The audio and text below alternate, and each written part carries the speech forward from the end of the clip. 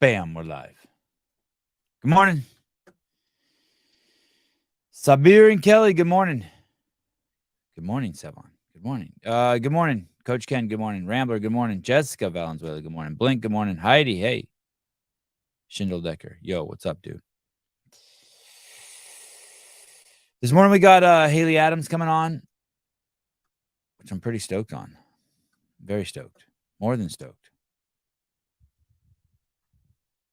Excited. Looking forward to it.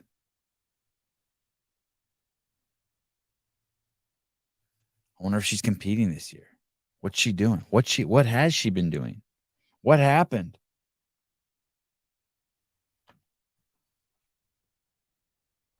How's her dog? Oh, there she is. Can you hear me? Yeah. Oh, cool. Hey, what's up? How are you? Great, just had a big breakfast and played with my dog for a little bit, and yeah. How is the dog? Oh, he's very crazy, actually. His breed is just so energetic, and yeah, he's a handful, but he's been really good for me, so. Do you have help taking care of him, Haley? When I'm in Tennessee, I don't. It's just me. But like when I'm here in North Carolina and I have like my mom and my friends and stuff, then yeah. When you're in Tennessee and he's there, are you like obsessive about it? Or does he come with you to the gym?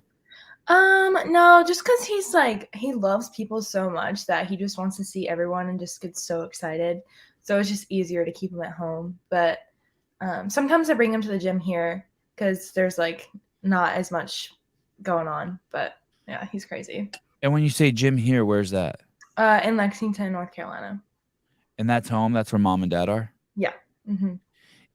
And what is that? What is that? What kind of dog is that? An Australian Shepherd. Are those the ones that nip at your heel? Like it's like they're herding dogs? Like they kind of nip at you? Yeah, he did that when he was a puppy. Like if we were outside playing on the fence and someone would kind of like run off, he'd like run and nip at their heels. But he doesn't do that anymore. He's not a working dog anymore. No, he's a well-fed dog that likes to play fetch. Are you obsessed with him? Like if you're working out, are you like, oh shit, I got to get home and take him out, or he needs to potty, or like, are you always checking? Yes. Every time I leave him, I feel so bad because I'm like, he just waits for me to come home because he's kind of like super attached. Yeah. So I just feel bad, but I try not to leave him for super long. But that was actually a loaded question. I was deciding whether you're going to be a mom or not, and then you're going to be a mom. That's because that's the way my wife was for 10 years with our dog. And can you tell by the way he walks around the room, like, yep, he's got to go pee, or oh, he's got to go poo, or like you just have the eye for that? He kind of like makes a noise, like a bark that's different when he has to go out, or he'll go stand by the door. So we got that down pat. Is he past the chewing stage? He's past, I guess, chewing things up, but only if he has his chew toys. So if he doesn't have his chew toys, then he will go grab something. But for the most part, yes.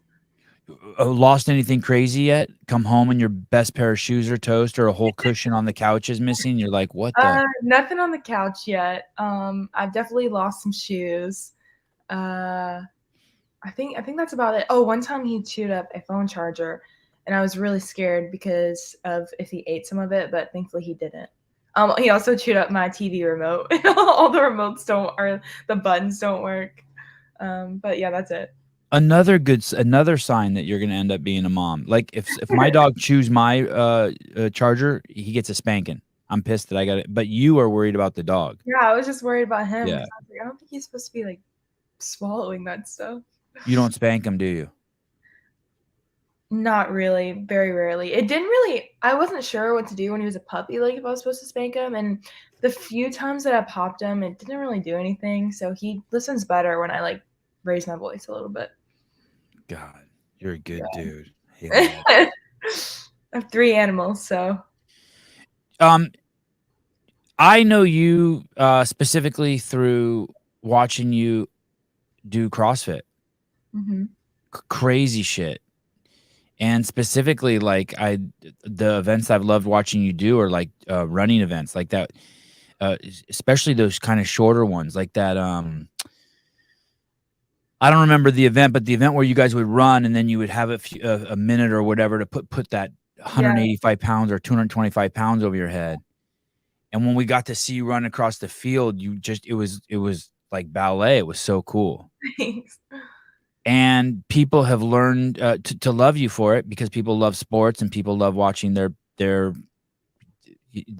love good movers, they love beautiful people, and they love winners, right? There's like this whole it's been like that forever. And you kind of check a lot of those boxes. And young and new and getting better, and they get to take the whole journey with you. And you did the 2022 CrossFit Games, which, arguably one of the hardest events an athlete could do that year in any discipline. And then you took 2023 off. And what a crazy year. Well, yeah, okay, before we get to you, what a crazy year. You, Mal, Tia. I'm probably forgetting someone.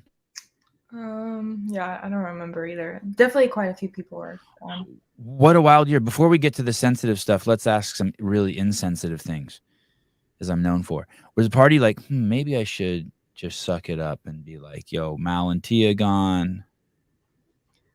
Oh, no. Well, I mean, No. my decision was made way before theirs. It's not Tia's, but gotcha. All right. Earlier in the year. How about a comeback when you saw Mal wasn't there? You're like, okay, no, wait a second. Absolutely not. I'll just take 4 Xanax and just get back in the game. I'm just gonna take a bunch of drugs and numb the pain. I'm gonna start drinking. No. So satisfied in my life at that point that I had absolutely no desire to be like, I want to go do that now. And also, like, that's anyone else is not my sole purpose for doing this. So what's not your sole purpose for doing this? Like, if someone else isn't there to go win, I feel like that would defeat the whole point of taking a year off, like for myself, if I'm going to do it because someone else isn't there, So. Did you watch the games this year? Not really. It was playing at a gym in California that I was at. So we were watching the last day, but other than that, I didn't really watch it. No. All right. Don't get weird, dude. I can't help it. Geez, Sevi, you're lucky she's a good sport. I know. Everyone comes on the show is a good sport. Haley Adams is especially a good sport. Are you training for the 2024 CrossFit Games? I don't know. You don't know. You don't know, or you're not. You don't want to say yet. Put me on the spot. That's why I brought you here, Haley. That's why I know. Put you on the spot. I know. Well, guess we'll have to see. I know, we will have to see. It's exciting.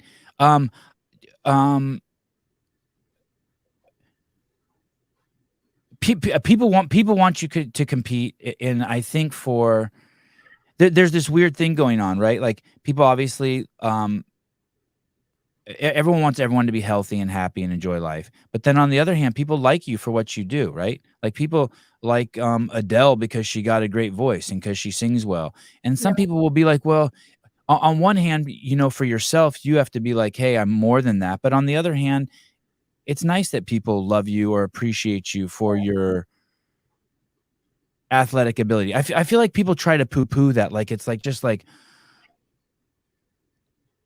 all about who you are and people should like me for who I am. No, actually, it's nice having a friend who's crazy, athletic, beautiful, or it's nice having a friend who's rich, or there's other qualities. It doesn't make you a bad person because you like someone because they're rich as fuck. I don't think.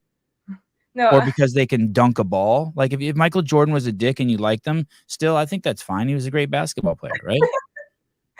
I mean, I try to be a good person. You are. I didn't mean you were a dick. Athletic. Yeah. But I try to have good qualities as a person on and off the field. So yeah, I just try to carry that. Or I don't know.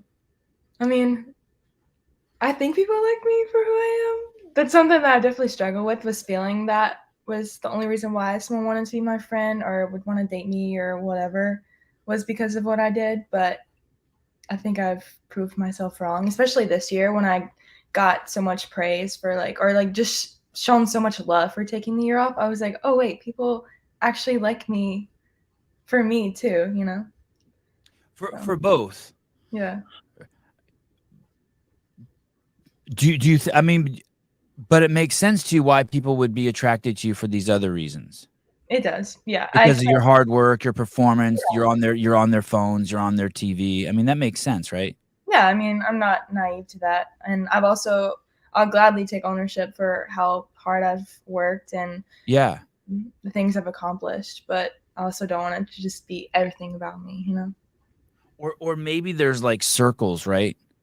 And it goes the other way too. There's probably people who don't like you, but if they got to know you, they would love you, right? There's people from far away are like, fuck her, she's a bitch. But you know for sure if you were stuck in an elevator with them, they'd be like, oh my God, Haley's cool as shit. What was I thinking? It goes both ways.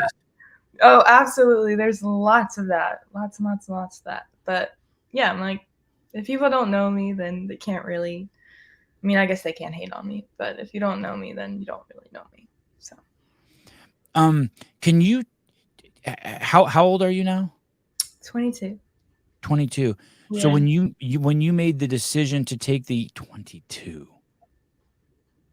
crazy. For a second, I was wondering if I had a pair of nanos older than that.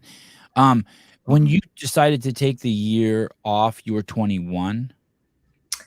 It was early this year, so I just turned 22 because my birthday is in December.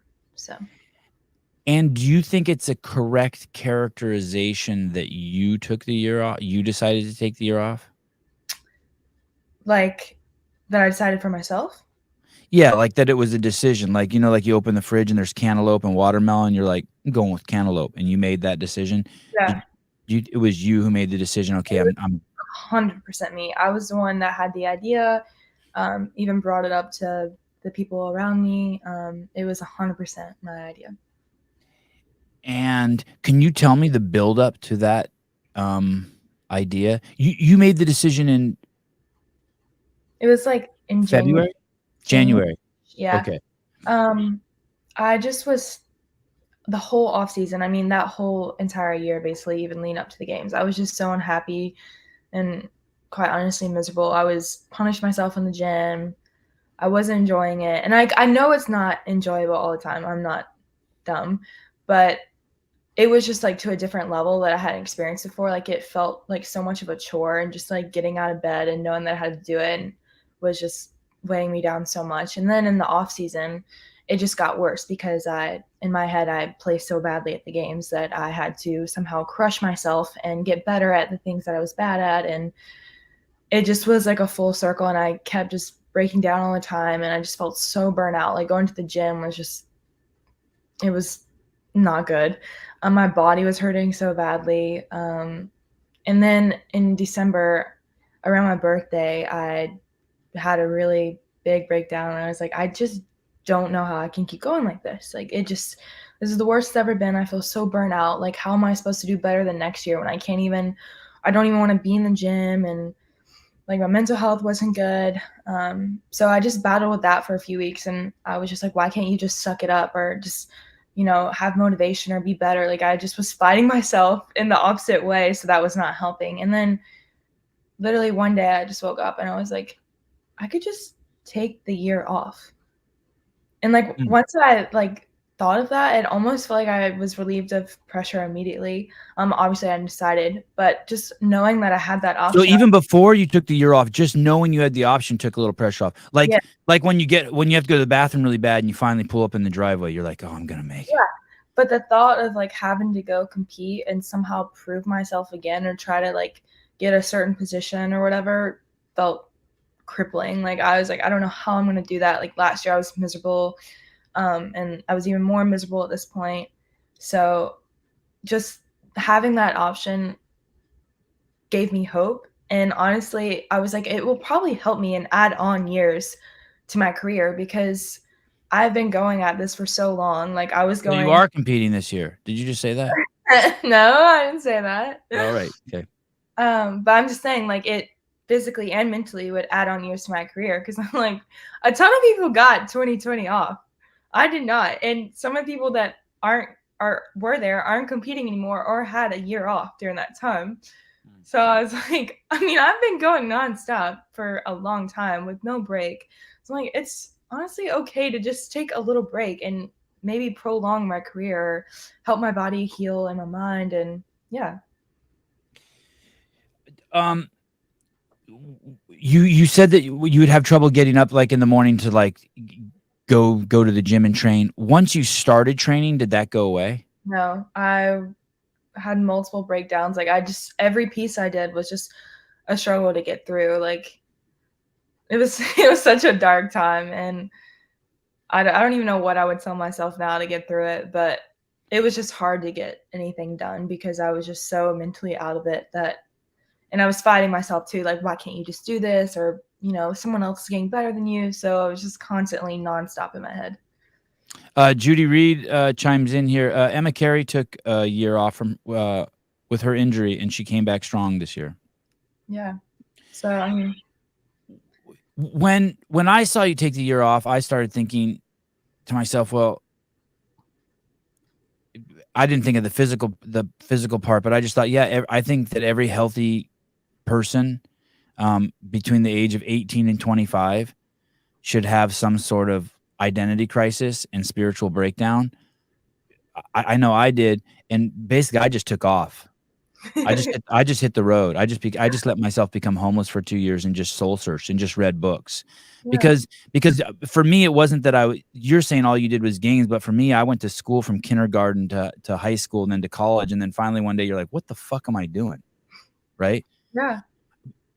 And for me it kind of got so, I don't want to say so dark, but I was wanting to give up on life. Like I wasn't quote unquote suicidal, like I wanted to kill myself, but kind of I was done. Yeah, it's like, what do you have to live for? Like, you have nothing. Yeah. So it feels like, yeah. Like, this is everything. Like, what do I have now? Yeah, like I wanted to surrender. Is that how it was kind of for you? You were ready just to surrender? Like, hey, if I get struck by lightning, so be it. Yeah. It's not funny, but like, I felt so hopeless that this was all I had, and that people would only like me or only liked me because I did CrossFit, or like my family wouldn't care about me, or like just made up all the stuff in my head that, because this has been my life. I have known nothing else. I've done nothing else. I didn't have a life outside of this, nothing.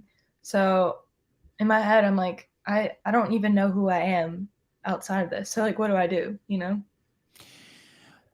It's interesting you say that. When I watched your interview with Bryce Smith, Mm-hmm. and I'm like, wow, Haley's quite talkative in that relative to when I interviewed her. And I think the reason why, you just nailed it. You have something to talk about now.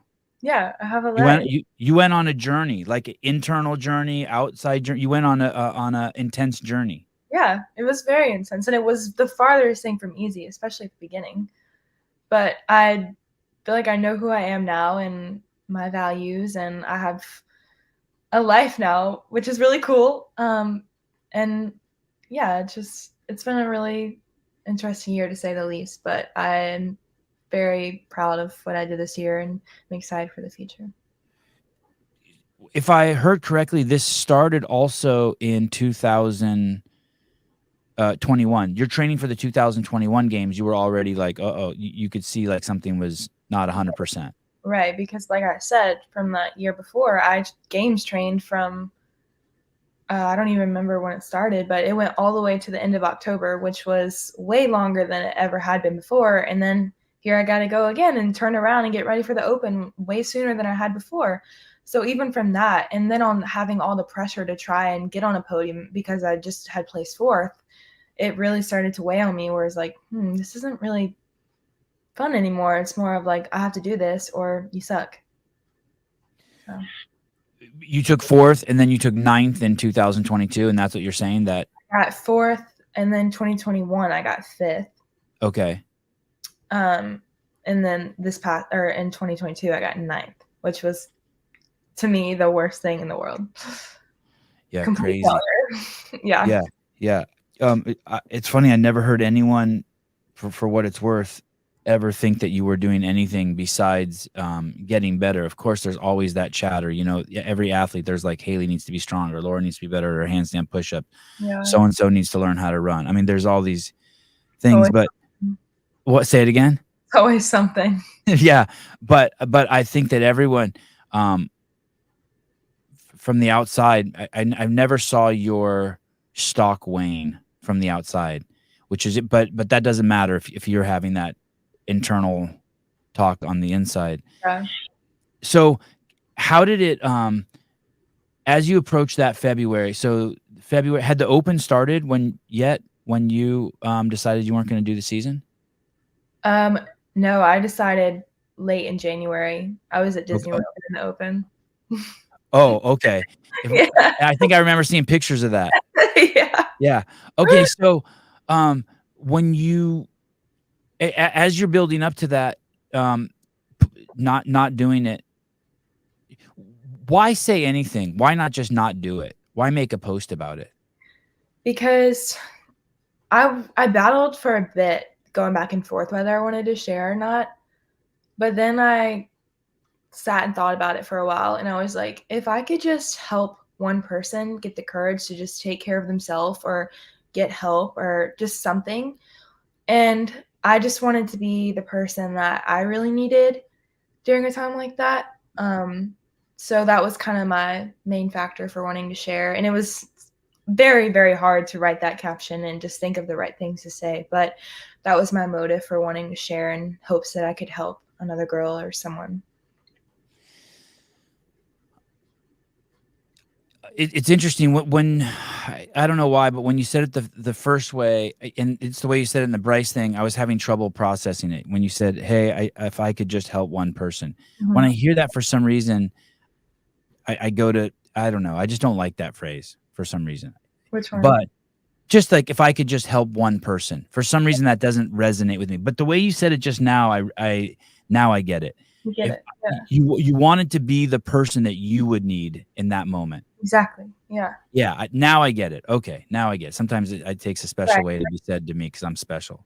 You never know, like, who around you is hurting. Like, if you just looked at me, I just worked out all the time, and you would never know that I was just, like, fighting internally so hard. So you never know what someone's going through, even if they have a smile on their face all the time or whatever. So if it just gave the courage of one person just to know that it's going to be okay or just give them hope, then that's what I wanted to do. And so you post that, and at this point, has Mal pulled out yet? Oh, no. I don't. She is not. Think that was around semifinals. Yeah, so no. Wow. Do you think you influenced her decision? I don't want to say I influenced her decision. No, I think that definitely comes from within, especially how high up we are. And basically, this was our life. So I don't think anyone could have influenced my decision. So I definitely think that was all her. But yeah. When you made the decision, was it cut and dry? Like I knew exactly what I wanted to do? Yeah, like you knew, or was it like? Well, I think was it scary? I guess, was it really scary to pull out? Oh, it was really scary. I think I knew in my heart that's what I wanted to do as soon as I started to think of it. But the struggle for me was telling people, like telling my family or Rich or Bijan or my agent. I think that was the next hardest thing for me, to not sound like I was like, 100% going to take the year off, but just mention it to them and see how they would react. Because of course I'm terrified of disappointing anyone. So I didn't want anyone to freak out. But no, once they all seemed okay and they were like, yeah, that could totally help, or that definitely helps make my decision more permanent.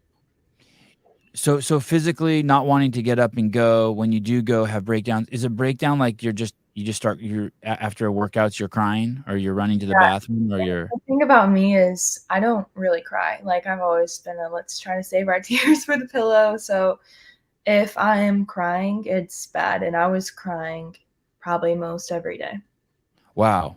Yeah. I don't cry much. And literally, like, there, just in the barn, you get off the assault bike and you start crying. Well, I stayed at home during that whole time, from December to January, just so I could be with my mom and my dad. And I just felt like I was staying with people here. Like it was nice to have company. I didn't want to be alone. So I was with my family. And as you're starting to, these ideas are percolating, I'm guessing it built up about pulling out. Did you start running the idea by people? Did you have anyone to run it by? Well, I started mentioning it to like my family and Rich and my agent and stuff. And once I felt like they were not going to freak out or be like, no, that's a bad choice, blah, blah, blah, and that they actually just cared about me and how I'm doing and make sure I'm okay, then I was like, wait, I can do this, you know? Did anyone say to you, Haley, what the fuck, suck it up, No. do the game? No, no one said that. Anyone that actually cares about me or knows anything about me would know that that was the best thing for me to do, because anyone that says something like that obviously has no idea what's going on the inside, and they don't know my story. They don't know anything about me. So it's super easy to say that and say, suck it up. But if you don't actually know what's going on with someone, then it's not cool to say that. But it's not cool to say that, but you did say it to yourself a little bit, right? Oh, You tried it on yourself. All the time. But if someone else, like if my parents or anyone said that to me, I would have been crushed, like absolutely crushed. I probably would have tried to suck it up because the fear of disappointing someone else. But anyone that knows me and cares about me and that I even value their opinion would never say that, because they know that's not the best thing for me. And what you said right there about pleasing other people, that's also what, and I don't regret this at all. I actually think it was healthy. That is also the way my upbringing was. I was brought up to, I wanted to please my parents. And I think that that's normal and healthy, but I also think that that's part of that 18 to 25 years old. When you go through that identity crisis, you kind of make the break from your parents, right? You become an adult. But do you think it's okay that you went through that? Like, do you think it was okay that you were in that state of mind? But it's like the same way, if you're a butterfly, it's okay that you're a caterpillar at some point? Yeah, absolutely. I think it's taught me so much. It's brought me to this point in my life now. And also I feel like if I ever start to feel like that again, I kind of have the tools to, make sure it doesn't get so severe again, or I just think that it's a lot of beautiful things have come from it. And I'm glad it happened. What tools? Did you go to a therapist? Yeah, I did do therapy for a bit. But also just like, if I feel panicky, or even in the gym, if I'm feeling like I need to do like 1,500 workouts to feel better about myself, like just being like, no, it's okay. You don't have to do that. So just like little thoughts that come that I feel like I know how to deal with better and control it, because it doesn't just go away. Like I still deal with things on a daily basis that are like, I need to not eat this, or I need to go run 10 miles or this or that. And I'm like, actually, no, you don't. It's okay. So just learning how to deal with that stuff. The thing with exercise is crazy, because I think probably so many of us, I'll totally do that. I won't feel good and I'll just go straight to the garage. That's like my go-to. Start sweating. Yeah. Just I don't feel good, start sweating. And that's the thing that it was hard to explain to a lot of people. Of like, everyone knows I did crazy volume. It's not a secret, whatever. But the thing that people didn't understand was like, that was my escape. Like as soon as I stopped working out, all of the thoughts come in of like, you're not doing enough. Someone's getting better than you. Like, you're never gonna be good enough. So I'm like, that was like my only safe place, was just constantly working out, because I didn't have to think about anything. So that's why it seemed so crazy to everyone doing so many workouts, but it was really just saving me at that point, even though it was hurting me too. But did someone say to you, hey, here are some tools? Here are some, like, was it specific that someone was like, hey, here are some tools when you feel like, hey, when you're down on yourself for what you're eating, or when you're...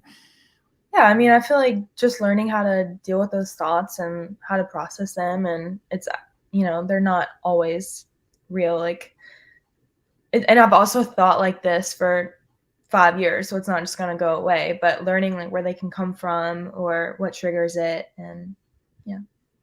Is there anything practical you do? Like, okay, I'm feeling this way. I'm set my watch on my iPhone for 1 minute, and I sit with my back to a wall, or I sit with my legs up. My wife does this thing where she lays on her back and puts her butt on the wall and her feet up, and she sets a timer, and she'll just start focusing on her breath. Do you have anything like specific you do? It sounds kind of silly, but since I've isolated myself so much the last few years, and always just wanted to be alone because I thought that's what was best. But when I start to feel kind of down or whatever, I just want to be around someone, whether that's my mom or a friend. I just don't want to be alone. So just being with someone else in their presence helps a ton. Interesting. Yeah. And you say isolated. So what that would look like at Cookeville is wake up, go to the gym, work out, and then just go straight home. Yep. I never like really hung out with anyone. I never did actually. I mean, the only people I saw were at the gym. I would just sit at home on Sundays. Yeah, I never really did anything, which is really sad. But yeah, I learned that being around people has helped me a ton and is actually really good for me. During that, so in January when you decide, okay, I'm not going to compete in the 2023 season, is there any like prolonged period where you actually do take time off from working out? I mean, like Oh, yeah. As soon as I made that post, I probably didn't work out for I would say at least a month. Like I did not work out at all. like really not even like. No, I was so done at that point. I was like, no, I don't want to work out at all. And then How was that? Was that weird? no, at that point I was so burnt out that I was just enjoying life. Like I went to Disney, just waking up and feeling like I didn't have to go do something was very helpful to help heal my relationship with exercise.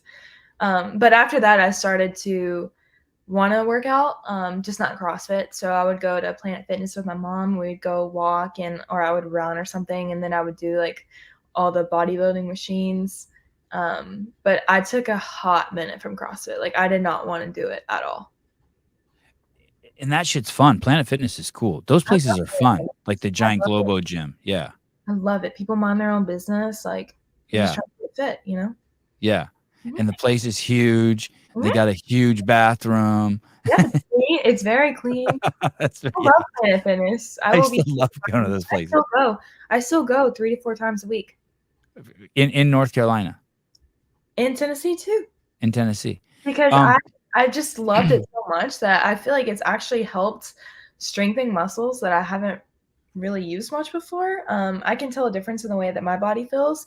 So when I started like training again, I was like, I still want to keep adding this in because I've never added it or incorporated it into my training before. And I was like, let's just see what happens. Like if I just keep doing this. What's the machine where someone's gonna steal a video of you on and be like, holy shit, look at Haley Adams using the Thigh Master? Or like, what's the machine that you get on? You're like, God, I hope no one sees me. That one probably. That one. That's the one where like you push out and you pull in, right? Yeah. Yeah, it's uncomfortable. But like I'm saying, like I don't really I don't know. I just like the way that it's made my body feel, and I think it actually will help me and benefit me to get stronger, and just keep my body more healthy. Yeah, those. I mean, I haven't been to one of those places in years since I've had kids, but I used to love going to those places. Loved it. Yeah. When you go to those places, do you get recognized? Are you able to pull your hat down over your face? Or I've gotten recognized a few times, but it was just like super nonchalant. Like I think they just watch CrossFit or something. I'm not really sure if they did it or not, but yeah. Usually I started to wear a hat sometimes after that because I was like, I don't want to make anyone uncomfortable or, because I'm just trying to get my, pump session too. So. In this post right here, you also mentioned, it says, I've battled with an eating disorder and have struggled with my mental health ever since. What is an eating disorder? There's multiple different kinds. And do I have one? There's multiple different kinds. It kind of depends, and it can look very different on each person. But in my case, it was very restrictive eating. I was obsessed with weighing myself, like would not eat if I weighed over a certain amount, and a lot of other details that we don't have to go into. But it is a sensitive topic, so I don't want to trigger anyone. But yeah. Meaning what? Meaning what? If someone hears it, us talking about it, what would happen? If it's just a sensitive topic, and I just want to be aware of other people's struggles, that if someone else heard details of whatever I went through. I just don't want to trigger someone else by going into detail. Like, I don't mind talking about it. It's just more of going into detail of what mine look like. Sometimes it can be triggering. So I want to keep it friendly for everyone. Okay. Yeah. It's interesting. I don't know. I don't know what healthy, normal eating looks like for anyone. Like, yeah, I think there's a difference between like maybe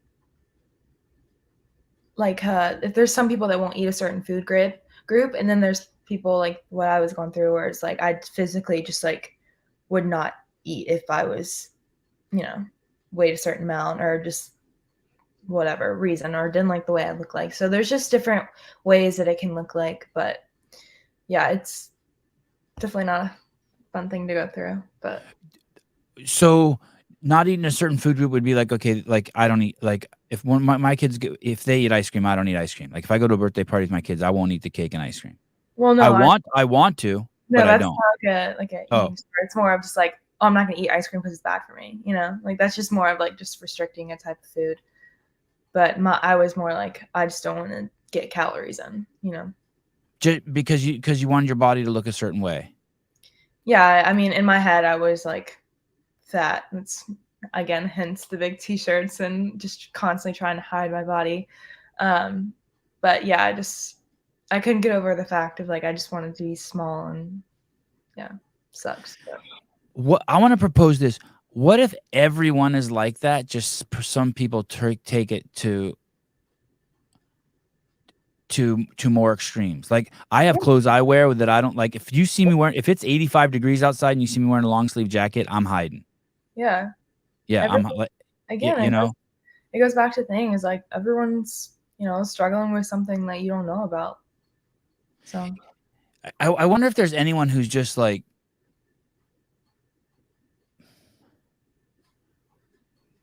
I don't know. They can just eat. It's just perfectly smooth for them. I just can't imagine. I can't imagine. I cannot fucking imagine. Either. I mean, I'm a lot better now, but sometimes I look at like people that eat, like, for instance, my brother, he looks super normal when he eats, like doesn't care, like pick up something and eat it. I'm like, how do you do that? Like how do you just eat that and then don't feel bad about yourself? Like, how does that happen? In your discipline, which is to ask the body to perform at the highest level, eating's got to be something for every single person, right? I mean, it's like you put on an extra couple pounds of, even if it's just muscle, it might fuck up something you're running, or it might fuck up your pull-ups, or it might fuck up your bench press, or it could just fuck up anything, right? So you're also in you kind of don't have a choice. You don't have a choice. Could anyone have a healthy relationship with food and be a CrossFit athlete?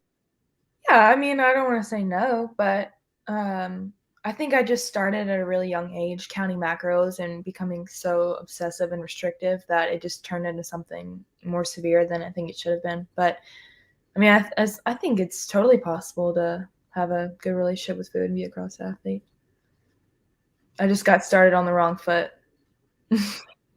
And all of you park your car in a lot that's just all Ferraris and Lamborghinis. Like there's like kind of like there's no normal looking people over in any of the mayhem videos. Even your coach, the coach Jake Lockhart, looks like a fucking god. I mean, like everyone's a Ferrari. Yeah. Right. So and everything's relative. So you look around and you're just like, dang, these are just like everyone here is just perfect. And I think in our sport too, I think my body looked a little bit different than everyone else's. Like I wasn't as muscular or whatever. So I always got in my head about like I didn't look as good as them. So maybe being smaller, being leaner would help. But yeah, which is not true at all. But in my head, it always bothered me a little bit that I didn't look like them or wasn't as muscular. Or, yeah. I know this wasn't what you were saying, but in relationship to that, you're also only, like you said, you're only 22. Like it hasn't even had time to happen, right? I mean, it's like it is really true though. as silly as it sounds, in my day-to-day life, I'm only 5'5". In my day-to-day life, I never feel like I'm small. I feel like I'm big, I'm strong, I'm powerful, I'm explosive. I go out in public in my city and everyone's just a tub of shit, and I'm like, man, I'm fucking amazing. I went Yeah. to the CrossFit Games. I felt like I was in like someone let me out of the old folks' home. It's like, what the fuck is going on here? I was tiny. I was just I was like a toothpick amongst redwoods. It was truly nuts. No, I remember like the CrossFit Games community is like super jacked. I was like, half of the Yeah. spectators look fitter than me when I'm there. Yeah, it's like They that. should be out here, and I'm like, I just look like someone off the street. They should be out here. Yeah, that place. And so basically when you're in the Mayhem facility, you're basically at the CrossFit Games all day. I mean, and we're all just mirrors of each other. You are in a very, like I said, it's the parking lot of all the fanciest cars in the world. Yeah, so it's hard not to compare yourself a lot. Did you, in this time off, were you able to what types of fun things did you do? I'm avoiding asking you the question I really want to ask you. Oh goodness. I took a lot of trips. I went to Disney World twice. I went to Canada. Those are two good places to feel good about yourself, by the way. I felt like a god at Disneyland. Better not be a Disney hater. And I'm not. No, I felt like a god there. And also when I go to Canada, I feel like a god. So that's good.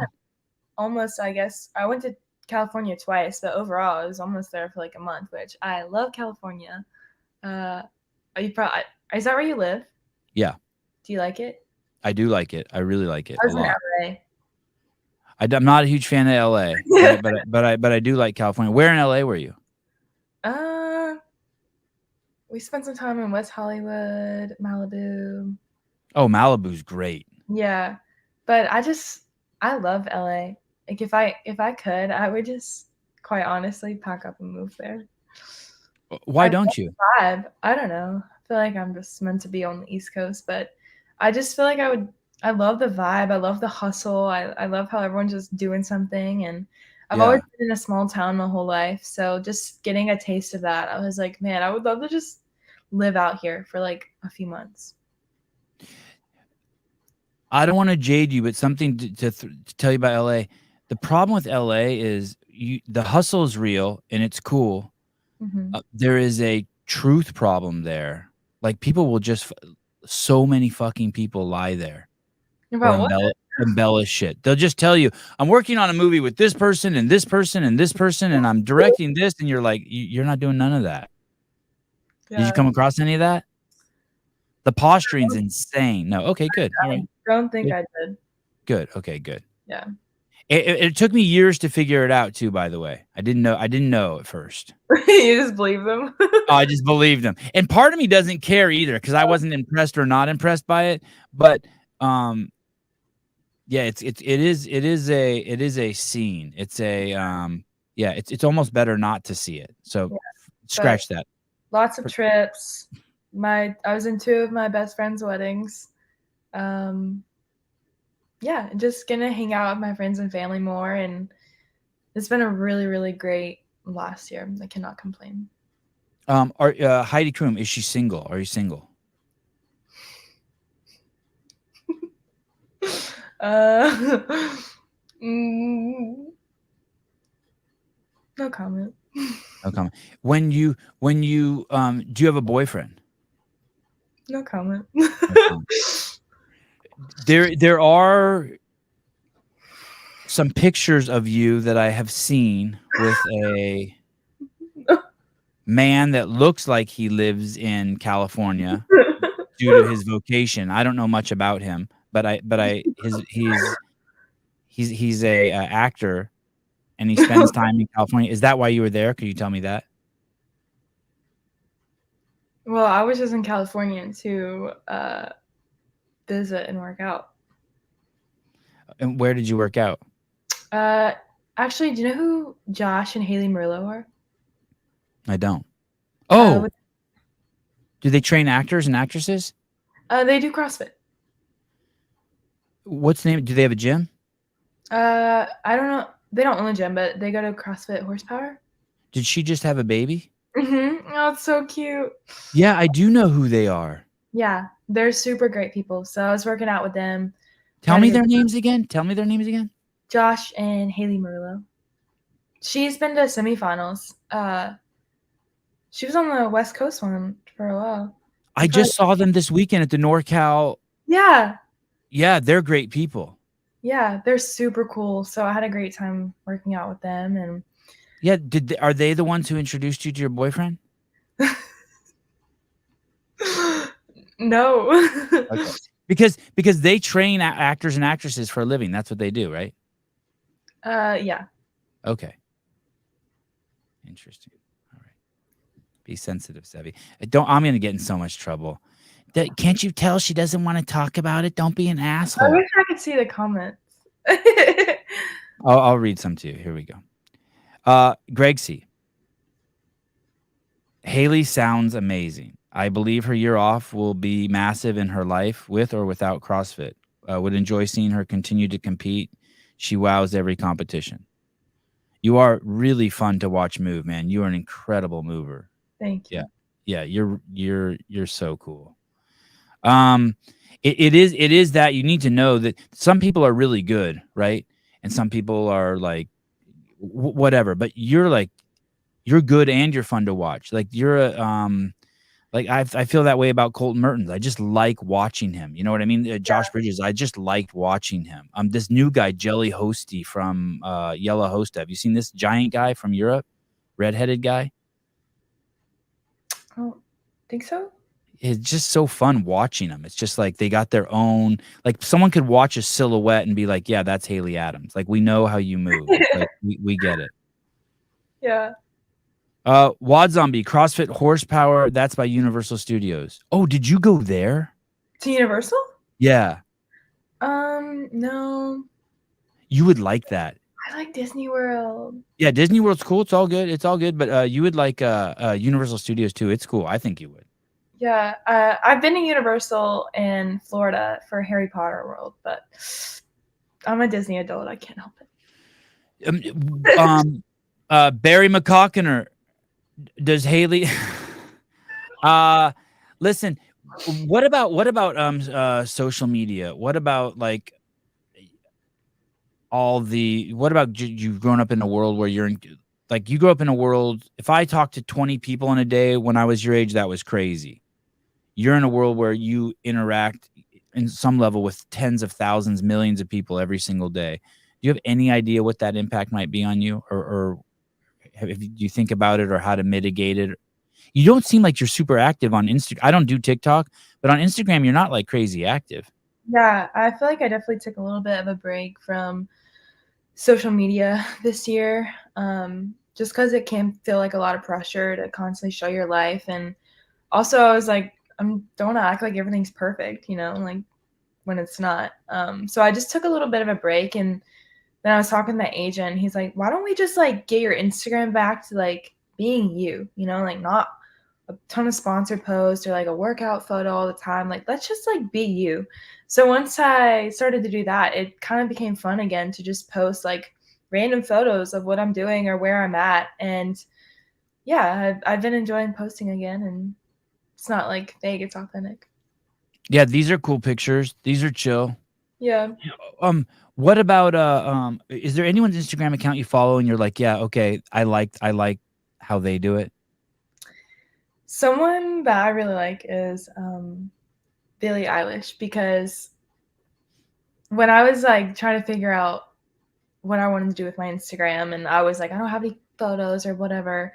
And then I'm like, well, when you look at her Instagram, she doesn't have like any professional photos. That's a girl. Billie Eilish is a girl. Yeah. How do you spell that? Spell how Billie? Like Billy? Billie. But she uses all of her photos from her phone. And I'm like, your phone is your best camera. If you just want to post moments that you've had, or just like photo dumps or whatever, like you don't need a bunch of professional photos. This person has 110 million followers. It's one of my favorite singers. Yeah. Oh yeah, these are, look at just a picture of the top of someone's head. Yeah, she's one of my favorite singers. And look, she's on steroids. Isn't that what that means? No. What? Do you see that little needle? No. Oh, all right. Okay. Yeah. Oh, look at grapes. Damn, those are some big ass grapes. My goodness.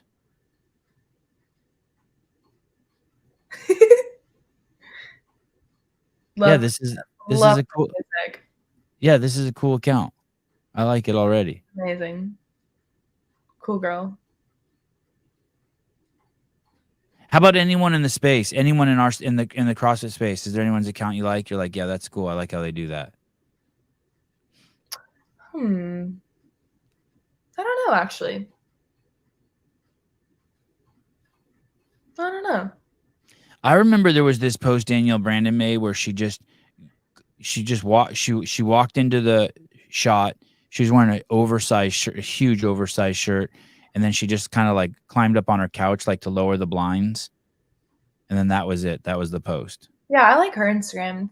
That's another one. It's like just cool photos, authentic from her phone. I like that vibe.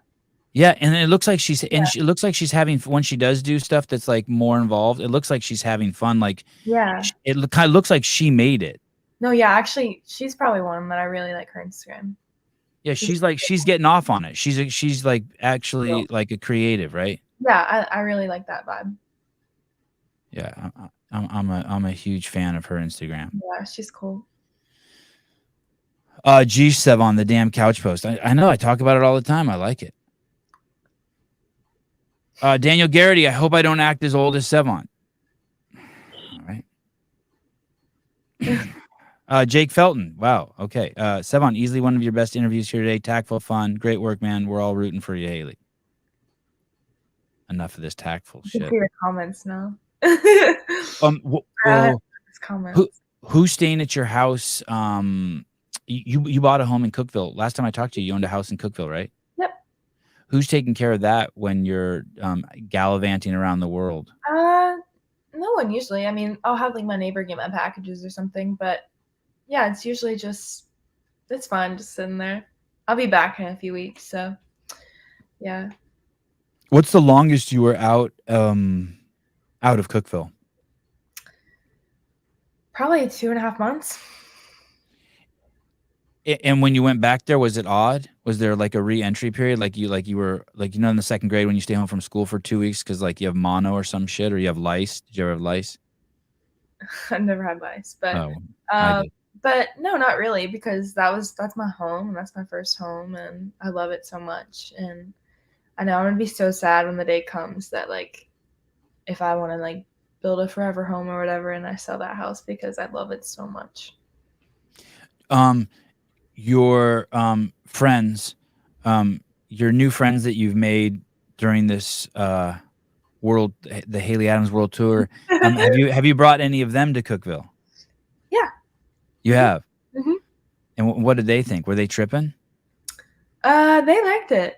I think it's bigger than what they thought it was going to be. I think Cookeville's gets a rap for being a small town, which if they want to see a small town, that's where I'm from. But no, Cookeville's nice, and yeah, everyone that I brought there likes it. So you brought some of your LA friends there. Yeah. You did. Uh-huh.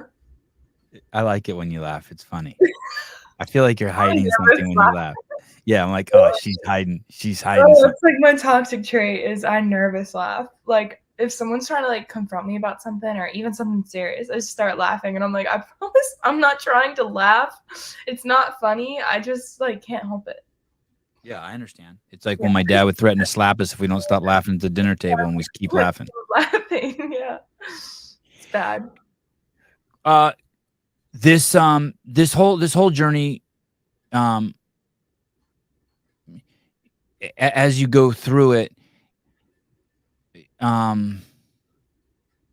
It's like a tattoo for you, right? It's like now defining who you are. You went through you did a journey. It's almost like you lived a whole life. And is it kind of Yeah. like you're a new person? Do you feel like you've been reborn in any way? Yes. I feel like I am a whole different person. I have a different perspective on life, on training, friends, family, just everything. I feel way better, 1,000%.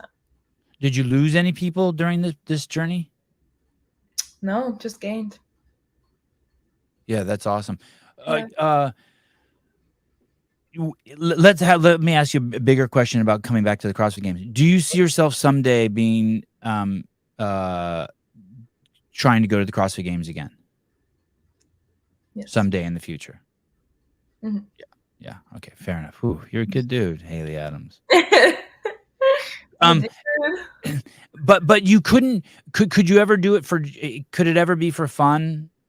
And by fun I mean only fun, or is that just impossible? Like. So here's the thing: is like the thing about me is whatever I do, I'm gonna work the hardest that I can, and that's just never going to change about me. So whether I'm trying to compete or not, I'm always going to work as hard as I can in the gym, everything.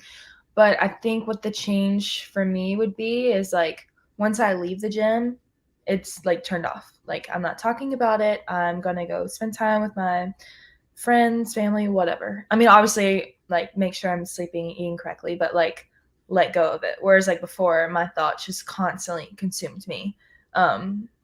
And I didn't go anywhere or do anything with anyone. So I think that would be the biggest change for me this year, would be to turn it off once I leave the gym. If you had when you have relationships with people, let's say boys, for example, do you meet them through your DMs or do you meet them in person? Like, do they walk up to you in Walmart or like at Chick-fil-A and they're like, "Hey, Haley, what's up? Hi." I mean, I feel like in today's world, it's like definitely on social media. So someone would DM you and be like, "Hey, how are you doing? What are you doing? You want to go get a fountain drink or something?" Yeah. Well, maybe not that. I feel like you just talk for a little bit on social media. Back and forth, dig through their posts, make sure like they don't electrocute dogs, that they're cool. Yeah. Make sure they're a good person. Maybe find some mutual friends. Yeah. and then you meet in person. Mm-hmm. In a public place. Yeah. That's what I mean. Dating stuff, there's online stuff. It's scary, like all these shows all these horror stories of people online dating and then they get killed. It's scary. You gotta be careful. Would you go to Disneyland for a first date? Yeah. That's a good spot. Yeah, it's a very public place. Yeah. And Disney World, I would go all the time. So, yeah. You love it that much, huh? What do you do there? I'm going next week.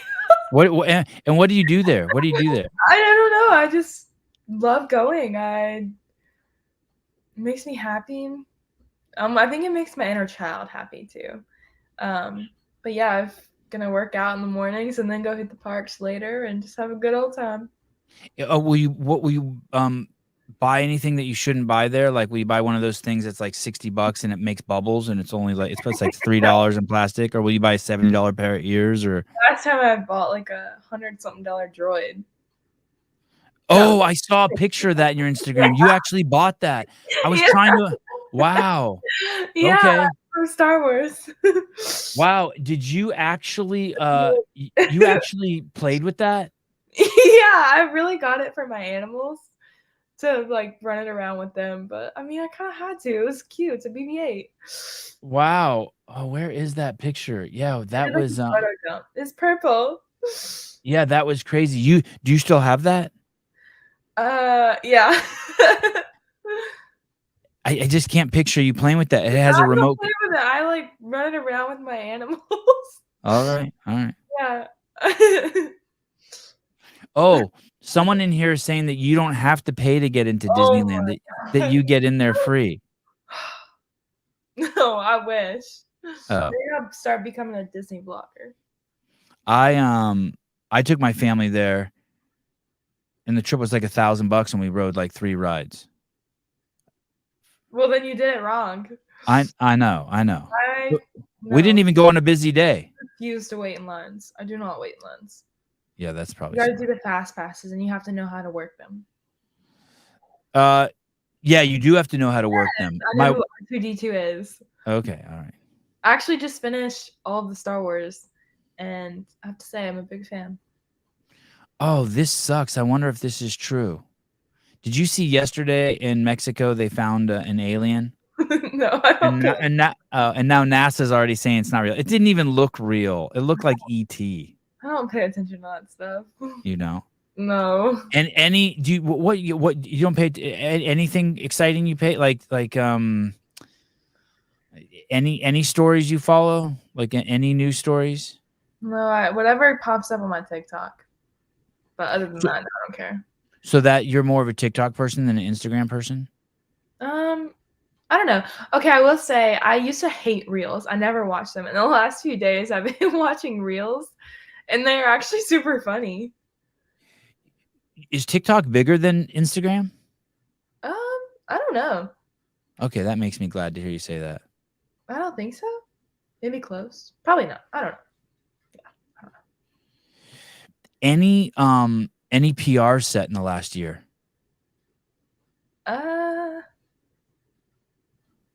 I don't think so. Well, a few days ago, I was just strict pressing, and it was like built to heavy, and I hit 140, which was good for me. Good job. I don't think that's a PR. That would be a PR for me. I think it might be a tie for a PR, but when we were talking about having eating disorders or just issues with food, you said, "Hey, I want to be careful how I talk about it because I don't want to trigger anyone." And I still don't understand exactly what that means. The only thing I can think of is sometimes when I watch TV shows and people are smoking, it makes me want to smoke. Or if I see them drinking, it makes me want to drink, right? But when you come on a show like this, and it's just going to be a free for all, people just asking questions. How do you protect yourself from getting triggered? Like if I were to ask you something that might bring something up you don't want to deal with. Well, the thing is, like, I'm okay to talk about it now. Or if I wasn't okay to talk about it, I wouldn't talk about it. I still just am careful of details because, again, it can be a little triggering to myself, but I know that I'm not going to spiral and whatever. But yeah, I just want to be careful to the message or details that I'm sending out to someone else because I don't want anyone to like get an idea or, yeah, I just like to be sensitive in that area. It's better to be safe than sorry. So let me ask you this: to get an idea, you mean like that's another thing that I've noticed too. Like some might be telling a story about how their drug addiction was like really fucked up, and they'll say the word cocaine like 10 times, and by the time they're done talking about it, I'm like, fuck, I feel like doing coke. You mean like that? Like you don't want to give people ideas like, hey, this is what I was doing, and then instead of it like it helping people start copying it. It's not like you're just gonna go try it, but if you're already in a mindset like that and it's easy to just fall into something else, I just don't want to give an idea or be like, oh, Haley did this or whatever. I just won't give anyone ideas that's already in a maybe not so great headspace. And yeah, I definitely know when I was going through it and like seeing stuff could definitely trigger or give ideas. So I just want to be sensitive to that. So it is like give ideas. I wouldn't even say ideas, honestly. I know I just said ideas, but well, it kind of is like yeah. Say it again. I just don't want to trigger anyone in any way. That's why I'm careful what I say. Yeah. It would be like if someone's talking about how they tried to kill themselves, and then like someone's listening who wants to kill themselves, and instead of it helping them, they go out and use that method. Yeah, I mean, it just might reopen wounds, and yeah, there's no point in even risking it, I feel like you made this. I feel like you made this journey pretty quick. Like it's a. Did the year just blow by? Did it go fast? So fast, but like I'm still working on myself every day, and I still have hard days sometimes. That's completely normal. But as far as like a whole, I feel like so much better, and just night and day from September to January. And it's obviously still always going to be a work in progress and constantly working to be a better me. But as far as being out of a really, really dark place, I'm way far past that. Do you think, would you describe your journey as you hit a rock bottom? Yeah, 100%. I never want to feel like that again. Would you put it, what the fuck is this? Sevan, Rosemary wants you to cut back on the F-bombs. Okay, I'll do that. My bad. Wait, there was something else there. Sevan, what's wrong with you today? Sada. I woke up feeling great this morning. You know what's funny, Haley? Because I've botched a few interviews with you, I did get a handful of text, and I opened my DMs like a fucking idiot this morning. And it's like, good luck with Haley. You got this. Don't be hard on yourself. It's like people like trying to give me like words of encouragement. I'm like, you fucking idiot. This isn't helping me. Was our last interview bad? There was one time when I was talking to you about hygiene, and it just got weird for a second. And it was like, I didn't even mean anything by it. I was just following, and it got weird. And ever since then, people are just like, I'm just not good at talking. I don't want to talk about it. I'm blocking it out. I've gotten better. I'm not good at talking either, but say, you know. Dude, you've gotten incredibly better. Because I had like things going on in my head, you know. I want to when I hit rock bottom, it didn't get better overnight, but there was a day where there was a moment in time when it turned, like I bounced off the bottom and started going up. Did you have one of those? I wouldn't say it was like one particular moment, but I could definitely feel like the climb of, oh, we're getting better. Whereas like when I decided not to compete, I basically was like, I'm not competing. And kind of the same with like trying to decide if I wanted to compete again, like having a moment or not, you know. What was there anything you would attribute the course correction, the change of direction? I would say just doing things I hadn't got to do before, and like not spending all day in a gym and forcing myself to be so unhappy every day, and just truly getting to live my life for a second and working on myself. And I think all of that helped.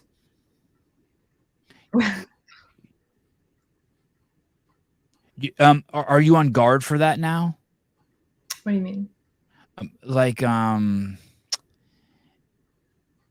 you saw yourself take a journey. You saw CrossFit in your training, in your life, not become fun, not become manageable to a point where you had to put the brakes on. Like if you sense that, are you on guard now to see if that's gonna, if you do put your foot back in the water and you see that creeping back in, are you like hyper aware of it, you think? Yeah, I'm definitely been way more aware of it. And there's actually been sometimes, like some days when I've been training, because I'm doing a bit more volume and stuff, of like I'll start to feel something and it scares me for a second because I'm like, oh no, like am I about to just like freak out again? I'm like, you know what, it's okay, like it's literally just one workout, you're good, and then I'm fine.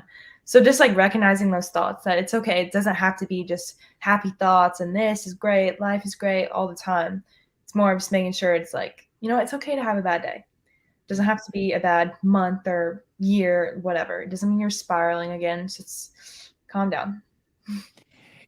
So it's not fighting it or curing it or solving it. It's more of like an acceptance. Yeah, or just like managing it. Like obviously I want to cure it, but like that's just unreasonable to not ever have a bad day. And just knowing that I'm not spiraling again when I do have a bad day. That was the main thing too, was like when I started to feel bad, it's like, oh no, is this happening again? Like blah blah blah. I'm like, it's just a day. Calm down. Did you drink at all during this time off? Did you turn to the bottle? You never turned to the bottle and like just got drunk every day for a month? No. No. No. How come? Isn't that like what you're supposed to do? Aren't you, like get into drugs and alcohol? I don't think so. I found happiness in my friends and living life and traveling and meeting new people, and that's where I found my happiness. Mal, you've spoken about your friendship with Mal. Obviously, you guys chat a lot. You've talked about your Snapchat addiction with her. That's cool. And Guy also seems to he took the year off, you know, whether it was his choice or not, but kind of, even though he didn't make it, it kind of also does seem like it was a little bit of maybe his choice. Like he wasn't feeling it, just from the little bit that I'm hearing. Do you commiserate with those guys? Do you get together and you guys? Yeah, actually, I talked to Guy for a bit, and we were just kind of talking about, like, it is hard to do what we do, and mentally, like, how do you it just feels like, you have nothing. And we had a long chat, and he seems to be doing so much better now. He's training really hard, looks really fit. So I think he's gonna have a great next year too. And yeah, I'm just thankful for everyone in my life. That's good to hear. It looks like there's going to be some changes at Mayhem. Sorry, some additions. Like it looks like Emma Carey's there and Nate Ackerman are there. I don't know. Not on your radar. I'm not there a ton. I mean, I was there the last few weeks, but I don't really keep up with what's going on. I just show up and get my workout done. Okay, understood. Do you have a coach? I'm following what Josh and Haley send me. It's just been fun to do it. They send me and just switch it up a little bit, but yeah, they're super cool. There was a I don't remember what it was, but maybe it was going into the 2022 season. You were going to be working specifically with like an Olympic lifting coach, and there was some talk about like switching some stuff up for you. Basically, that plan never fully got initiated, I'm guessing. Yeah. Okay, fair enough. Yeah. Yeah. Fair enough. Hey, what about your faith and your religion? Are you a religious person? And did it play a role in your journey? I mean, I'm not like super, but like I definitely, I don't know. Like, did you talk to a pastor during any of this, or did you have any of that? No. No. Right, fair enough. Yeah. What other podcasts have you done? I saw you did the one with Bryce Smith. Have you done any others? I did one with Adrian and Pat Sherwood, and that was the one. Yeah. I saw that one too. Yeah. Okay. All right. Hey, I appreciate you coming on. Yeah, it was. I feel like this is the best one. Third time. Is this our third time? It's all because of you. Third time's charm. It's all because of you. It's all because of you. Hey, I really appreciate you coming on. You made it so easy. You're one of the easiest guests, by the way, ever to schedule. You're always just like, yep, thank you, sure. Yeah. Well, I mean, it fit, so I was like, why not? Cool. Very good. I know a ton of people were interested in what you're up to. It's like one of the biggest shows we've done in months by how many live viewers they're on right now. Yeah. How many live ones are there? Right now, it looks like there's 834 just on YouTube. I can't see Facebook and Twitch and Twitter. Brittany Cassidy, Haley is our favorite. Jackie, you got this, girly. Thank you. Look at this person. I forgot Haley was on. I guess I'll have to rewatch. Christine Young, we love you, Haley. Look at. That's really sweet. Look at this person loves both of us. Thank you, everyone, for the love. Yeah. You are a huge favorite. I don't know. I never see anyone say anything negative about you. And I don't mean to say that. You're not looking hard enough then. Well, I just don't see it. People would be, a lot of the pundits have, ideas about your training, but everyone I've ever known who knows you, it's all puppy dogs and flowers, and you're cool as shit. And I totally appreciate you sharing your journey. And I think I think all healthy people should go through some sort of identity crisis at your age. I think it's just part of the journey, and it should be fucking hard. It should be really hard. It is, and I'm grateful for it and where it's brought me to, and I'm excited for what's to come. Like, really excited. Awesome. All right. Talk to you soon. We will be inviting you back for sure. Jonathan Ortega, you're amazing, Haley. Thank you. Yeah, it's just pouring in, by the way. Yeah, look at it. She's so relatable. We love you. Keep enjoying your journey. Yeah. Look at this guy even wants to talk Spanish to you. Much respect, señorita. I don't know.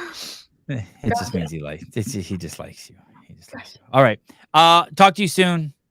Yeah. Have a great day. Thanks. Bye. Bye, Haley. Haley Adams. What's wrong with me, Melissa? Tell you what's wrong with me. Nothing's wrong with me. Fucking having an amazing day. I'm really excited about our next guest too. Um, um,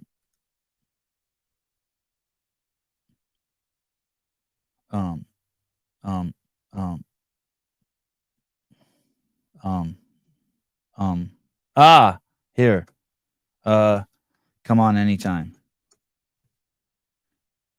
The Wadapalooza qualifiers, I think, starts today. And I kind of can't believe I got this guy to come on my show, even though Pedro got this guy to come on his show. This guy normally doesn't do shows. Yes, Bruce. There he is. You know it, Dylan. Yeah. I'm pumped. Oh, shit. I forgot to ask her if she plays pickleball.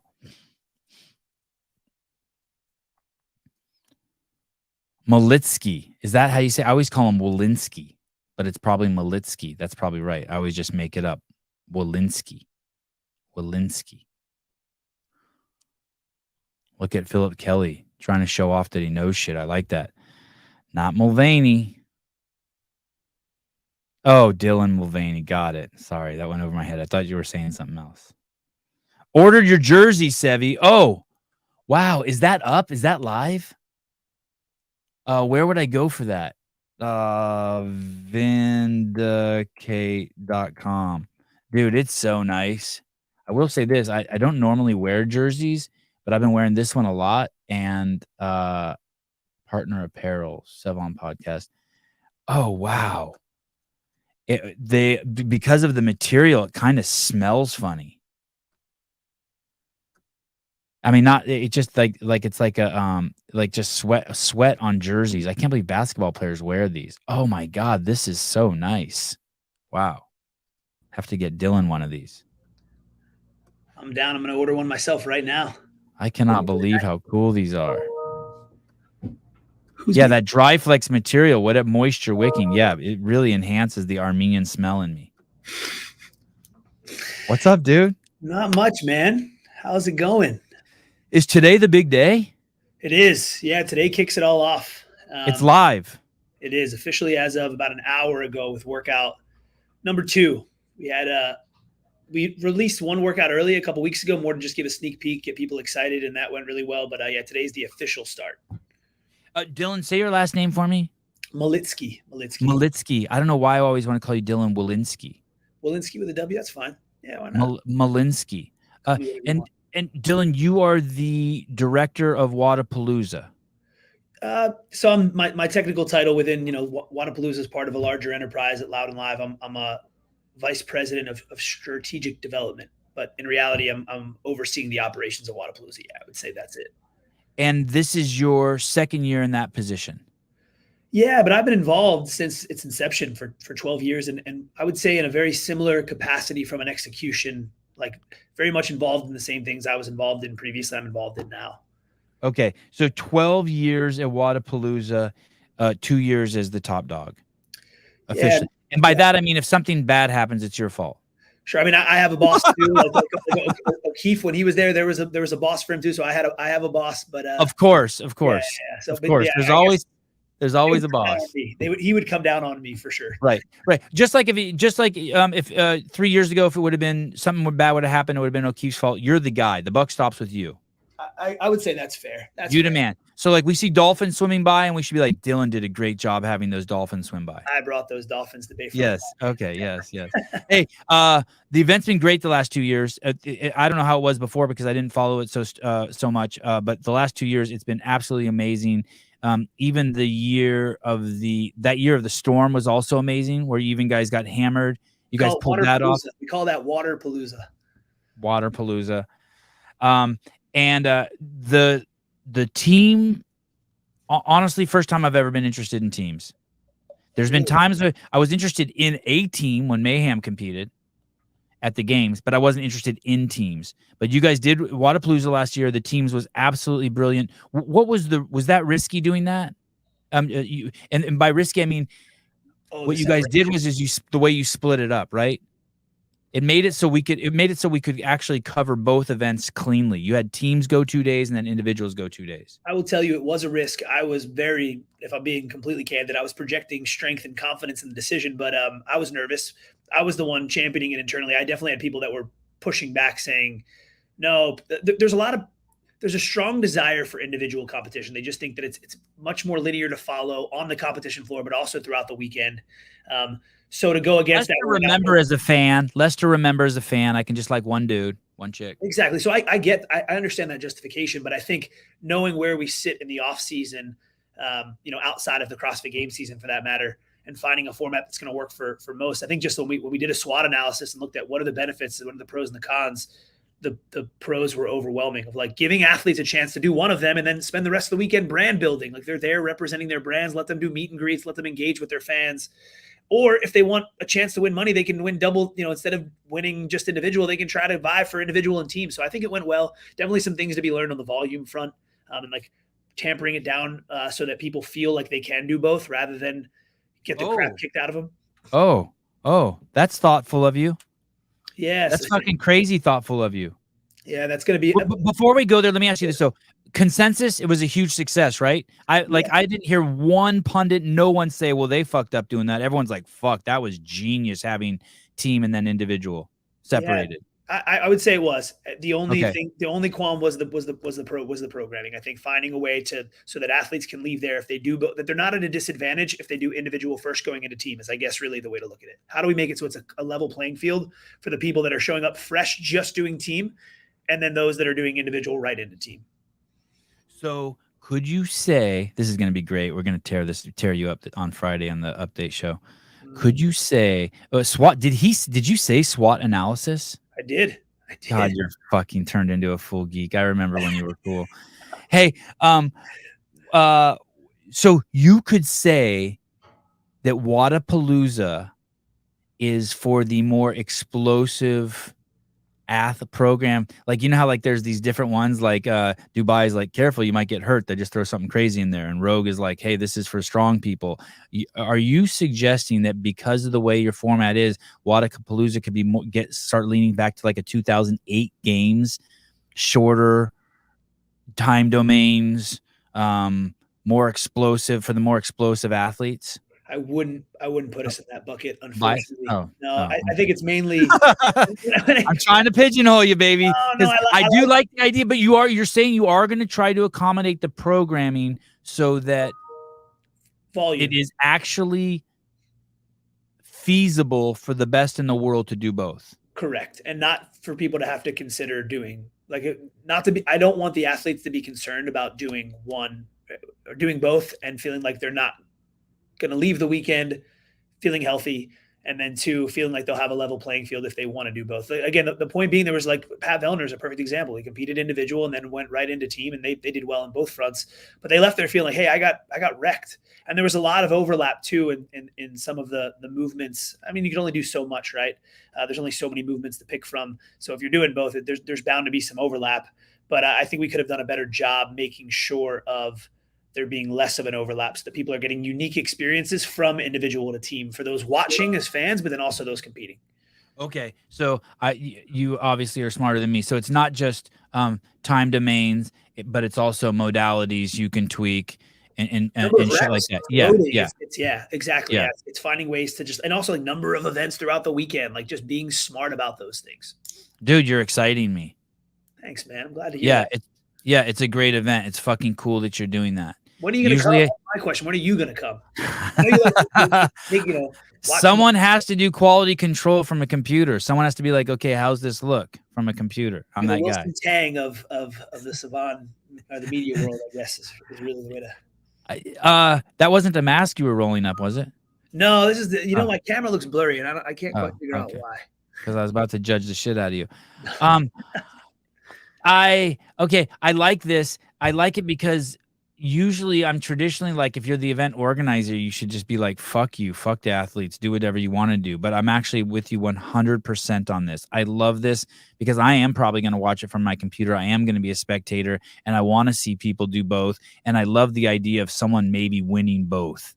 I love the idea of someone being on the winning team and taking first individual, and that would be fucking nuts. I'd love to see someone like Vellner do that. That's the storytelling we want to have, right? Like as we're watching teams be, we've got a team of all podium finishers on the individual side. What a cool storytelling piece if we can make that a reality.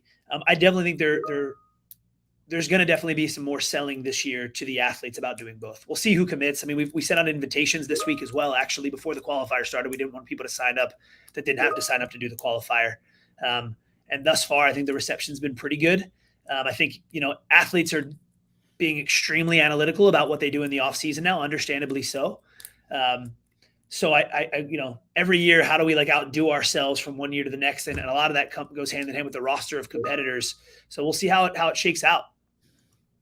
Oh, something that's interesting about Wodapalooza that's very unique is a very serious competition, always the best programming, always the best judges, always the best venue, the best layouts, all that. But there's this acceptance from all the fans that the participants have a lot of wiggle room, meaning you guys are so flexible. If at the last minute, Justin Medeiros hadn't signed up and he shows up, you guys let him in. And I always like that about your event, and you guys never get any criticism for it. Where on the other hand, we're putting Rogue through the fucking microscope. Well, how come they only put 14 here and 7 there? No one does that to Wada. I mean, it's so fucked up, but Wodapalooza has this kind of more, I don't want to say full stoner ethos, but there's a relaxedness. Like we all know, hey, if you're good enough, they're going to let you in. Yeah. I would say that's true. I think, I don't know if we're less of a serious event. That's not by any means. We are a serious competition. We offer over $500,000 in prize money. So we want to make it as legit as possible. I think we've got some confines with the venue, with spacing on the floor to really amplify the professionalism of it's still a professional event. Don't get me wrong, but we just have some challenges, natural geographical issues with the venue. But beyond that, I still think that what we've created is a niche for ourselves. And the analogy we always use is we are to the CrossFit Games what NBA All-Star Weekend is to the NBA Finals, or Pro Bowl weekend to the Super Bowl. And that we're not trying to find the fittest man or woman on earth. We want to create an environment that's makes the athletes super accessible to the fans. And that starts with the environment that we create for the athletes to feel like they can lower their guard and want to engage with their fan base and engage with the brand. So, I would say that's we're trying to create this music festival, laid back, fun vibe. And it really does start with you mentioned the teams, the teams of 3. I just got off a call with an athlete earlier this morning, and he was mentioning what you guys have there is really special. When people commit to individual, it is a massive amount of stress. And a lot of them don't want to put themselves on the line because this athlete in particular was saying they feel like their identity gets so closely tied to their finish right within the event. So if you take 20th at the games, well, for that next year, you're labeled the 20th fittest man on earth. And and your reputation, your confidence is built upon that. So we want to figure out every way to lower those barriers at Wodapalooza. How you finish at Wodapalooza is not indicative of anything other than how you perform that weekend, we're still trying to find the fittest. I don't know. I think you're failing there. Yeah. Oh, 100%. Dude, the event is too prestigious and there's too much money on the line. Sorry. Nice try, though. I appreciate you trying the event is the programming is too good. The venue's too good. You have too many fucking spectators. Listen, if you want to do that, just take the prize money down to 0. Yeah, the money's the big dude, for sure. The money's the pinnacle. I'm telling you, I appreciate you trying to do that for the athletes. But, dude, when I look at Wodapalooza, I mean, didn't Ricky win that last year? Yeah. Yep. Yeah, that's dude. Oh, it's super legit, and I know he's coming at it from a very serious perspective. Yeah, especially the team format that just takes the team. I get it. Yeah, the team. I get it. But people want to win that shit. That's cool to say you won Wodapalooza. Oh, no doubt. Yeah, no doubt. It's a badge of honor. But again, and it's a lot of fucking money, dude. It is. Yeah, $75,000 for first, and then teams of the big change we made this year is paying to the top 10. It was top 5 last year. It was just making sure everybody that elects to do an elite team for the most part is going to walk away with some cash in their pockets. So, the goal is to continue to grow that so that we can continue to help make this a professional sport, help them find earning opportunities. Fanny Spiegel, fluff him hard, Sevi. Listen, I'll blow Dylan fucking into Kingdom Come if I have to. This is not. I've asked this guy to come on the show a half dozen times. He doesn't do podcasts. He doesn't want to be in front of the camera. He doesn't want the fucking attention. He doesn't want to be interviewed. He's always trying to pass off the interviews to someone else. And he's a homie from the CrossFit days. We would hang out on the floor together way back in the old school days. And I want to blow him so hard that he's like, shit, I need to come on there all the time. I'm glad you noticed, Fanny. Well, let me do it back too. I mean, Thank you.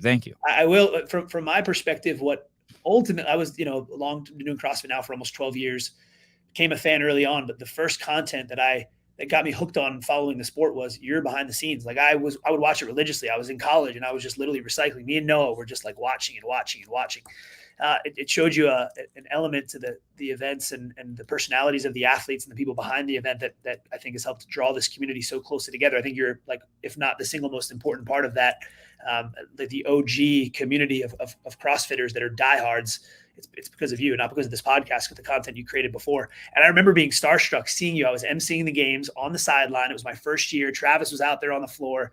I was just doing like masters and like fill-in team and random individual heats. And I remember seeing you right there. And I was like, man, do I ask him for a pic? Do I introduce myself? Do I take a picture? And I ended up getting it. We have that photo and we were both like just young puppies at the time. But I remember that moment very well, still to this day. Yeah, you were one of the best that ever did it. You were cool. Patrick Clark, one thing Dylan and his team don't get credit for is how he had divisions check in on Thursday while having the indie competition going on. That benefited the athletes and brands. Yeah, that was a change that we made, right? So the average Joes, rather the 99%, the non-elite athletes are now competing Friday, Saturday, and Sunday. That's always been the case. Elite individuals Thursday, Friday, team Saturday, Sunday. So that day on Thursday is a free day to the public, by the way. So because we have which day? Thursday of Waza is literally a free day, like unticketed. People can the point is to promote it to the local Miami community and have them walk around and have them come in and experience, for one, like spend money with the brands, but then also check this thing out and be like, wow, I want to come the rest of the weekend and buy tickets. So that's worked out really well for us the last several years. And it's exposed the brands to new audience, like people that they probably wouldn't see otherwise over the course of the weekend. And great family event too. Bring your kids. Total safe, chill. Yeah. Great event. Yeah. No cuss words on the from the DJs on the stages. And just that they can run around there. It's a big venue. Yeah, lots to do for sure. Plenty to do. Well beyond just watching people do fitness. Mike McCaskey, Dylan, hi. There were challenges the last couple of years at Wodapalooza. Oh, that means he's pissed. VIP experience, seating, huge lines, bottlenecks for guests. What is changing next year to draw me back? I don't know about the VIP experience or the seating, but you kind of are stuck with the lines, right? Because there's only so many seats and there's that many people want to get there. I remember seeing the lines on camera. Like Suze would be like, holy shit, these are people waiting. And my big concern is what if you got a seat and then you had to take a piss? Yeah. And there was, you better bring a Gatorade bottle. Just do it under the bleachers. No, that was something that we heard loud and clear. We did hear of people that like left the stands and couldn't get back in because of the way that the seating was handled. So every year, I would say over the last 2 to 3 years, we've had challenges with capacity in the seats. We talk about like how that venue is so special and iconic to the identity of the event. But we're just restricted on how deep we can build the bleachers because of there's palm trees in the back that we can't, just cut down. So anyway, what I would tell you that is going to be the solve, we had to make a big structural change to the way in which we sell tickets and the way in which we structured the ticketing. So in the past, you would get a ticket or you'd be an athlete, you would get access to all the stages at any point in time.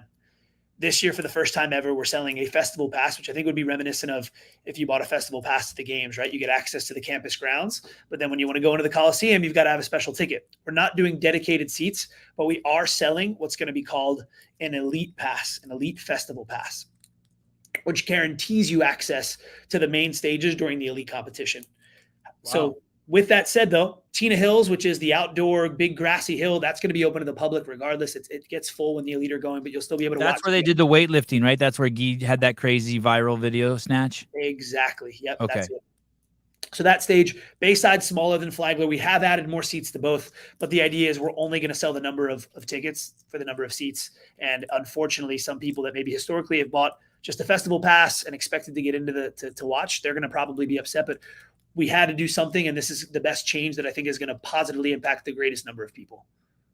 You'll know what you're getting. You might not get a seat, or you may get a seat, but you'll know ahead of time. You're not going to be disappointed. You know what you're getting yourself into. Correct. I expect those tickets to sell out pretty quickly because we're only selling the number of seats that there are on Bayside. That's the smaller stage.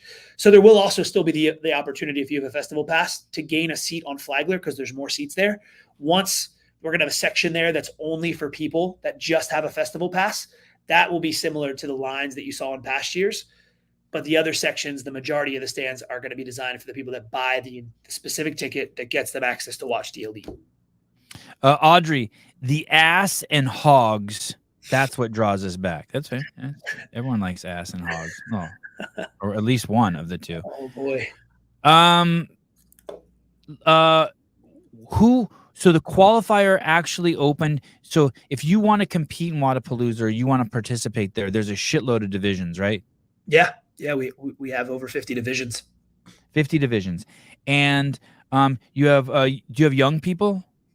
The youngest we have right now are teens, 13. We've had 10 to 12. Okay. 13's young. And then it goes all the way up to old. What's the oldest people? Yeah, 60 plus. 60 plus. Okay. So you got that. And then do you have adaptive? We do. Yep. And you're sort of the Wadapalooza is kind of one of the forerunners on one of the, maybe not one of, it was the first big competition for adaptive athletes, right? Yeah, I would say that that's the case. You know, it was actually started with Steph Hammerman. Steph Hammerman came to us, if you're familiar with her. Yeah, she was interested in competing, and so she was like the lone adaptive athlete that competed year one, and then from there it picked up steam, and Steph helped steward that, and yeah, now we have, I think, one of the largest adaptive competitions out there for sure. That's run by Wheel Wad. They're an extension of us in that regard. And the registration opened an hour ago. And so basically, if you want to qualify, or if you just want to see where you rank, what's the website you go to? Yeah, Wadapalooza.com.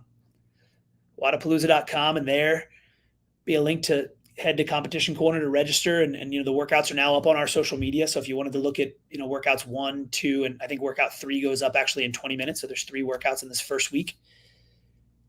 Let's see. Is this it? Am I here? Yes. Yeah, so click Miami. Click on the right side. Okay. Like on the right side of the country. Oh, right. There you go. Boom. And so there you go to compete. And you go to workouts. Let's see those 3. You can also, registers up there in the top right. Oh, okay. So here's register. So I click this, register, bam.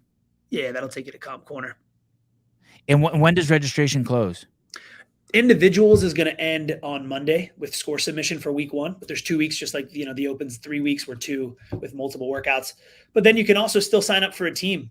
And team is going to happen in October. So you got plenty of time to put together your team of 3. Alrighty. Yeah, man. And then I can't let you go without asking you about this. Why is there a SoCal? What's this whole thing over here? Yeah. So we, it was time for Loud and Live to take the Wadapalooza brand on the road to Southern California. And I think there's been a pretty tremendous void in the competitive scene really since the games have left, or even, you go as far back as like the OC Throwdown. I think that was the other big one, or, regionals or semis as well. And, we've contemplated expansion for a very long time. And doing so hand in hand with Tier, we made the official announcement to bring it on over to Huntington Beach, and that's going to be the new home in Q3 of 24. Where in Huntington Beach? So right now, the plan is right on the beach. It's like smack dab next to the right of the pier. Wow. Yeah, that's the plan. Multiple stages, similar footprint to Waza Miami in terms of like number of athletes, number of brands, all that. That's it's going to be a mega party, taking what we do well in Miami and bringing it over to Southern California. And so we're more than a year away from this event, though. Yep, just over a year. Yep, it already feels like it's around the corner. Yeah, when I bring it up like that, do you feel like your heartbeat go from 48 beats to 52 beats a minute?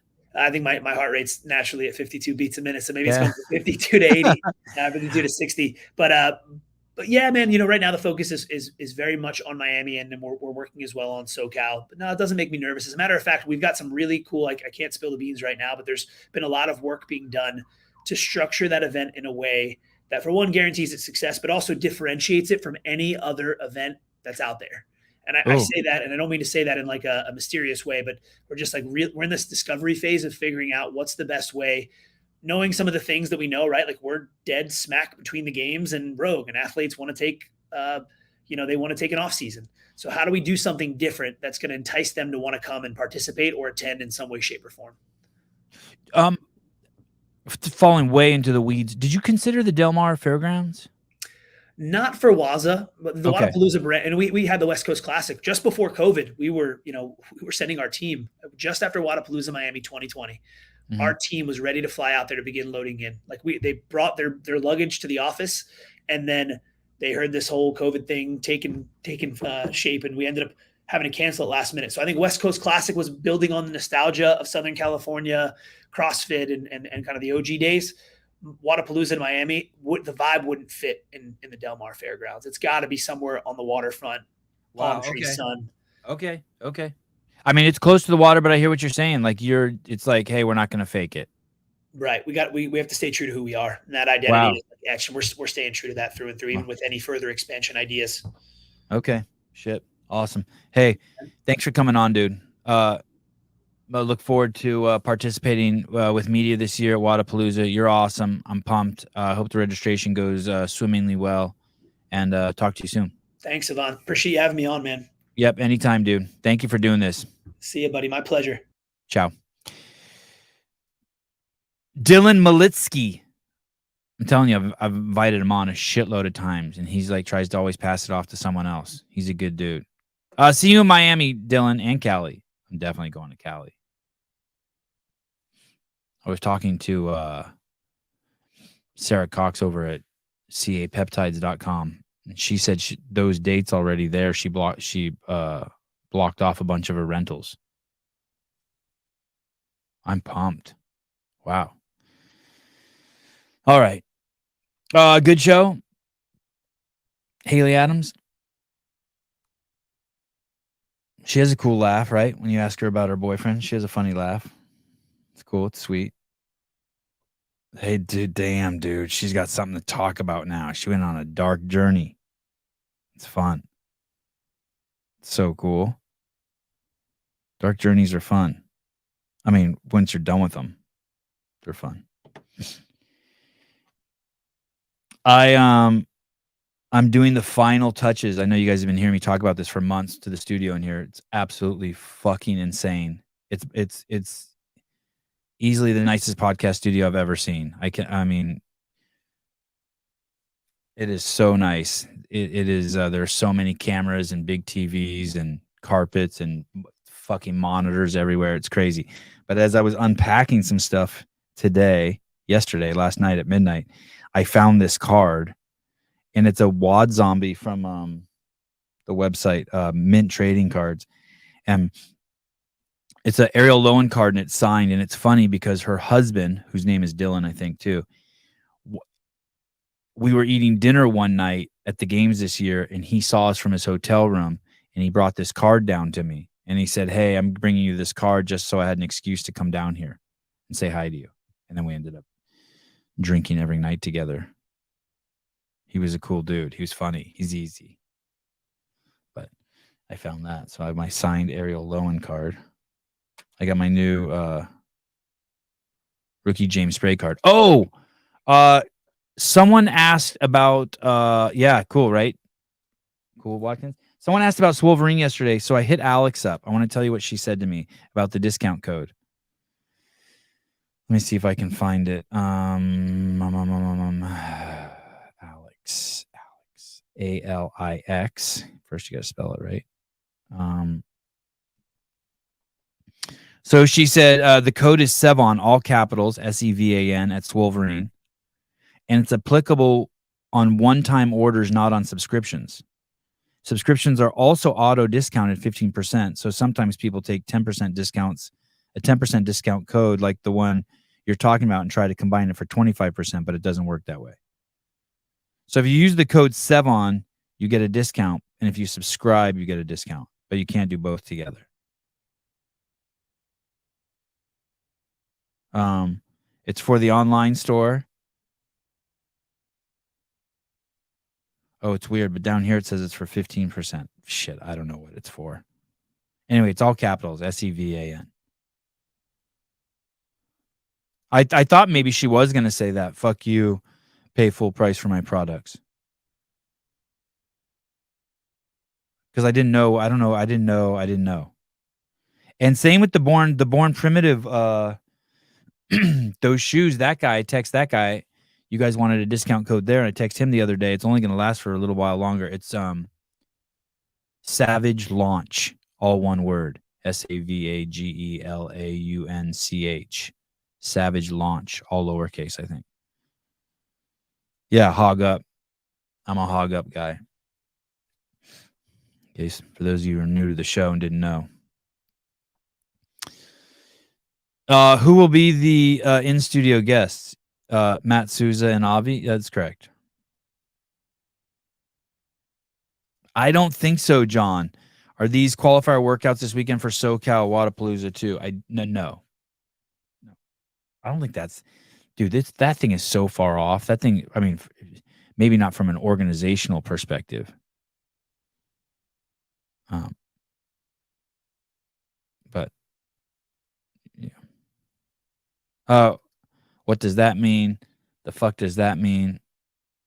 I don't know what you guys are talking. What the fuck does fuck mean? Hey, Jethro. Hey, what's up, dude? How are you? Love you too, dude. Born Primitive shoes are holding up well. I wore them basically 2 days in a row, and then I haven't worn them since. So to be all fit, to be fair, I mean, I rarely. I'm not a shoe. I'm just not a shoe guy. But if I do wear shoes, they got to be wide in the toes. Oh, here we go, Eric. The veteran discount is even better for the Born Primitive shoes. FYI to veterans. Okay. Ari broke his shin. It's not Avi. Ari, my youngest, broke his shin skateboarding. Snapped it in half.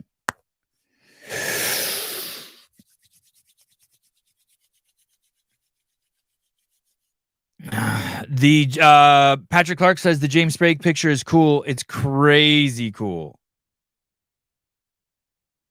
It's actually one of the better pictures. I like the pictures where you can see the athletes. I like the Alexis Raptis one too. By the way, tomorrow night, Saxon Panchik's coming on with the CrossFit Games Update Show. John Young, Pedro will be here again. Andrew Hiller, bringing in the big dogs. Tomorrow's show is going to be big. Got my Colton Mertens cards. And just so you know, Wad Zombie, I'm collecting these now. I've been getting these from the Mint trading cards too. I hope he keeps sending me. Every time he sends me a card, he sends me like 2 of these now. So because I got to get rid of all my other ones. These ones. These stands are horrible. If the wind blows, the whole fucking stack of cards falls down. All right. You guys want to hang out and do something? Or you want to, what do you want to do? I can do anything. I'm a little flexible. Skating's not till 11 a.m. I do want to go to Greg's house this morning before I go skating with the kids. Ask Saxon whose hog is bigger, his or Spencer's. All right, I'll write that down. Who has the biggest dick of the Panchik boys? Biggest hog. Got it. Thank you. Very penetrating question. Ryan, that's not your job, buddy. That is not your job. How dare you? I know there's something in here. Want to hear the questions I'm supposed to ask Haley. What do you guys think? Is she coming back? She's coming back this year, right? She got a boyfriend and she's coming back. A therapist, living in Cookville, doing some other programming, soul searching journey. Yeah, I didn't really have too many notes for her.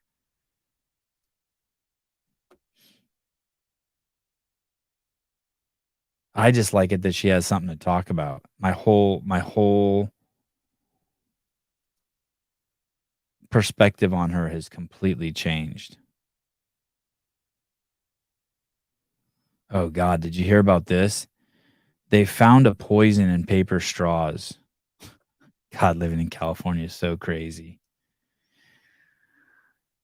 Paper straws contain toxic forever chemicals. You can't make this fucking shit up. Published in the Journal of Food Additives and Contaminants. Paper straws may not be the eco-friendly drinking tube that you've been promoted to be. Belgian researchers found that these so-called green utensils are toxic and therefore potentially worse for the environment. Dude, of course they're worse for the environment. You need 6 of them.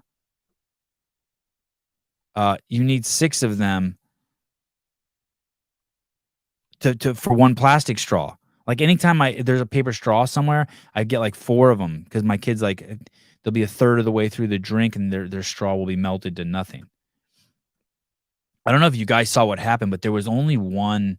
This is a while back we covered the story, but there was only one paper straw manufacturer in the United States.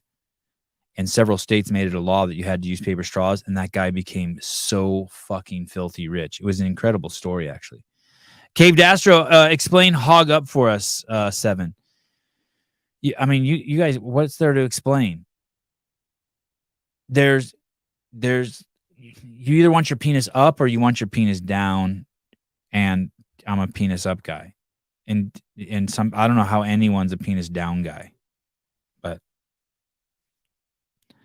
And theoretically, there is an argument that if you're a penis down guy, you probably have a bigger hog. But then I'm an anomaly because I got a giant hog and I'm a penis up guy.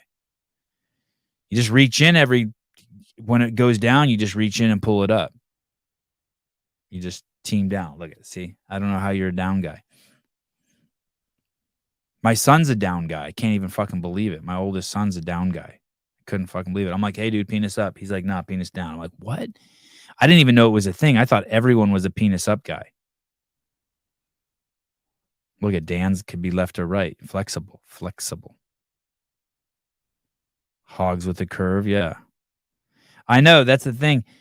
Gravity won't allow it to stay upward. Maybe because I wear tighter underwear, mine just sticks to my stomach because it's all sweaty and shit.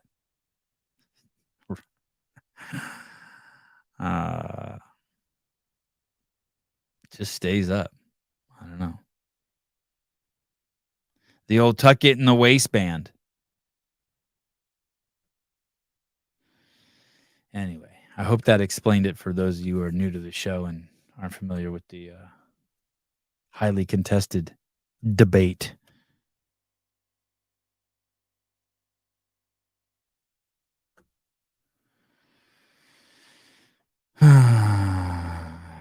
So, I don't know if you guys saw the Lauren Fisher post she made. Lauren Fisher made a post, and maybe I could pull it up if she still has it up. Lauren Fisher made a post, and it's from the movie Tropic of Thunder. Does she still have the oh yeah, it's still up. It's from the movie Tropic of Thunder, right? And I'm gonna play it for you. Here we go. You're a full retard. What do you mean? Check it out. So the guy says you never go full retard, Robert Downey Jr. And there's a lot of people that are really angry. Let me rephrase that. There's a small miniature minority of people who are upset about it, right? And there's someone in here who's really upset about it. Saying you can't use the word retard, it's offensive.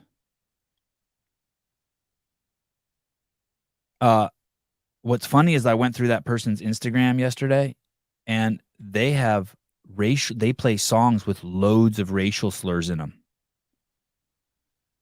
Let me reiterate that to you. There's someone in there, several people in there actually, who are really angry. But if you go through, they're angry because she quoted a movie that uses the word retard in order to describe her failure at the event, meaning that she did something retarded. And then when I went through those little whiny bitches' Instagrams, I saw they have no issues playing rap songs that use derogatory racial slurs. You guys following that? So these people want to defend retards, but they hate black people.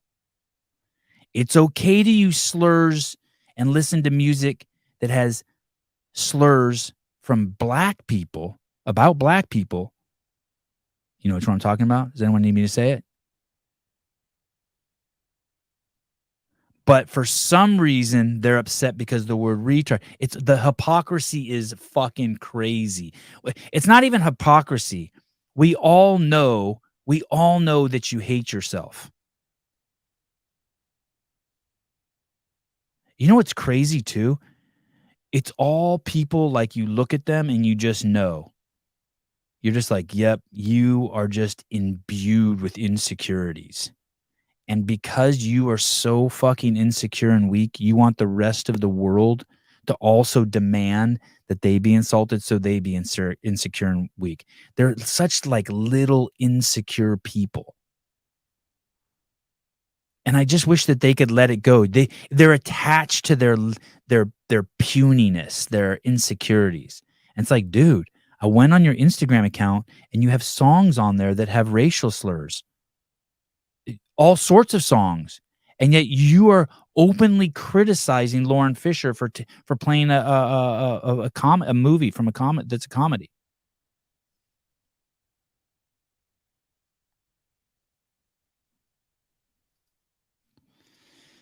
Audrey, I don't understand how Sevi has time for such things. I barely have time and don't even own children. Own children. Racist. It's crazy. Boy, I have a fucking, honestly, I have a research team of 15 people. I'm not even joking. I have a crazy research team. I have a core research team of 15 people, and then I have a secondary research team of fucking 250 people. But let me get this straight for those of you who are complaining. You're upset that Lauren Fisher quotes a movie from Tropic of Thunder, and a completely absurd movie that I fucking think is so stupid. Some people love it. Where Robert Downey Jr. is in blackface and he uses the word retard. You're upset at her for that, to describe her own behavior. She's fucking making fun of herself. But you have an Instagram account with you working out littered with the word nigga. Littered! But it's okay. Because you're not racist. You're cool. You're good. You're a fucking douche nozzle is what you are. Stop demanding that people be offended. Stop doing it. It's gross. Being offended is bad. Just don't, but we all do it. We all get offended. I get offended every day. It sucks. I'm weak. But demanding that other people be offended, go fuck yourself. It's like fucking people when you know you have AIDS without a condom. It's disgusting. It's rude. Send her a fucking DM and tell her it hurts you. Hey, I got a retarded sister. It fucking that hurt, just so you know. Cry to your fucking wife. Cry to your husband. Yeah, Audrey, I get offended when people don't love listening to my bullshit in the chat. It's just crazy. That was pointed out to me the other day. Nitin Singh, Sevi, you the man taking the shit out of him. Well, it's just crazy, isn't it? It's okay for you, your little tiny fucking insecure self, to fucking be talking crazy shit. Bringing in the race card, the sex card, every fucking virtue signaling douchebag thing you can. And yet you listen to music, your Instagram's imbued with fucking music. I mean, every other song is a song that has fucking racial slurs in it. People love getting offended. I know. That's the whole thing. Even when I get offended, I fucking love it. I love it. I go by Starbucks and I see the fucking gay flag in the window. It's not even the gay flag. It's the hate flag. I apologize to all gay people for saying that. I know you guys don't want that flag. I'm sorry, by the way, for saying that. That fuck the pedo flag. How's that? I see the pedo flag in Starbucks window and I get offended. You're right. And I'm just like, hey, dude, let it go. Quit being a pussy.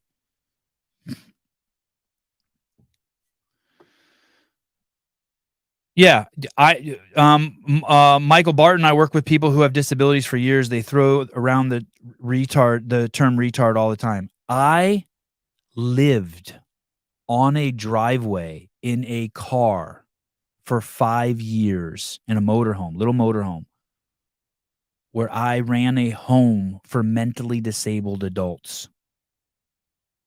I lived with them. You can see the movie Our House. I earned my stripes. Just chill. Everyone chill.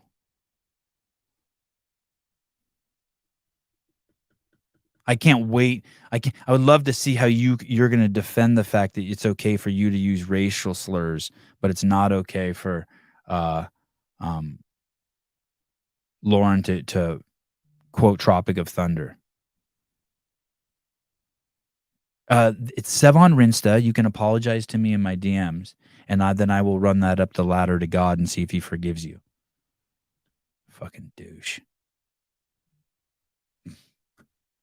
Hey, and just so you know, whenever someone says it's only white people doing that, you're just outing yourself as racist. No one's like, oh my God, you're right. It's just white people. No one. Everyone's like, wow, you're a racist piece of shit. We know what you're doing. It's like a form of bullying. No one should fucking feel upset for being whatever color they are. Well, if you're albino, that's kind of fucked. You should feel bad. You can't go to the beach, shit like that. But other than that, you're good. Don't ever feel bad for being a color. You're ever, any color.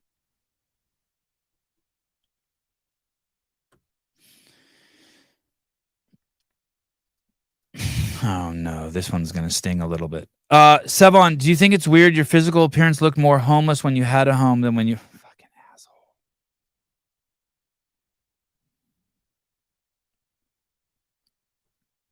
Sevan, what's behind you? It has green pants and yellow shoes.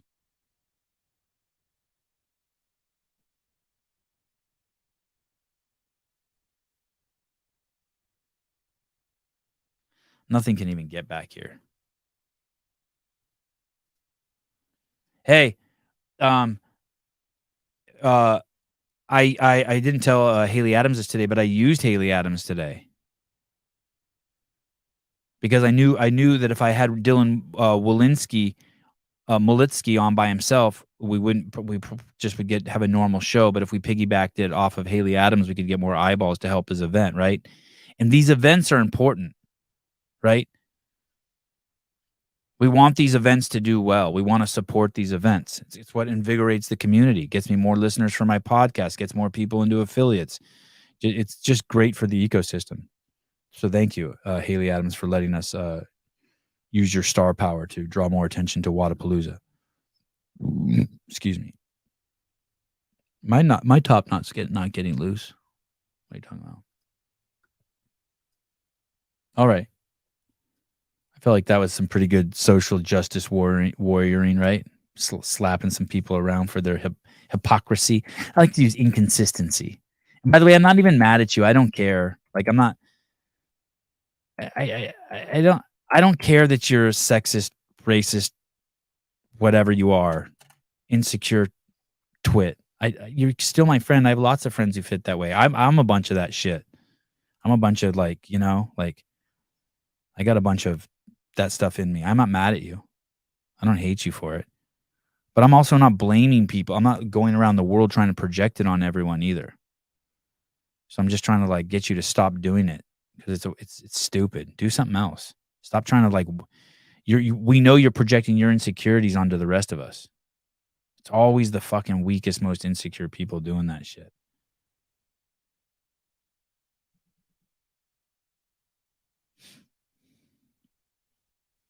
Oh no, you want to do this? This is brutal. God, this one's brutal. Look at this. God, this is crazy. This is fucking nuts. I don't know if we should do this one. Look at this. This guy is such a ding dong. Listen to this. Constantly asked, how have you maintained your culture during such rapid growth? Well, the truth is, it's been the culture that's fueled the growth. It's the truth is not the other way around. It's been the culture. I'm constantly asked, how have you maintained your culture during such rapid growth? Well, the truth is, it's been the culture that's fueled the growth. It's fueled the growth. God, this guy's such a douchebag. Listen, Lauren Khalil, love this. You love a brand that named the brand before they had the product. You know, that's one of their that's one of their stories.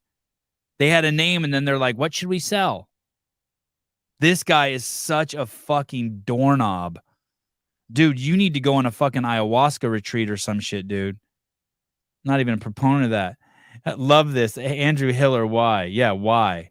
It's fucking nonsense. Sam Dancing. Sam, you're a good dude, but O'Keefe legend in what? That guy worked for Noble where they enforced injections on their employees in order to keep your job. Fucking crazy. Andrew Hiller, overreach, overpromise, and most importantly, overdeliver. That's your fucking company. That's what you're known for. What a fucking joke. Who would have him even come speak? I bet you Noble is fucking in horrible shape.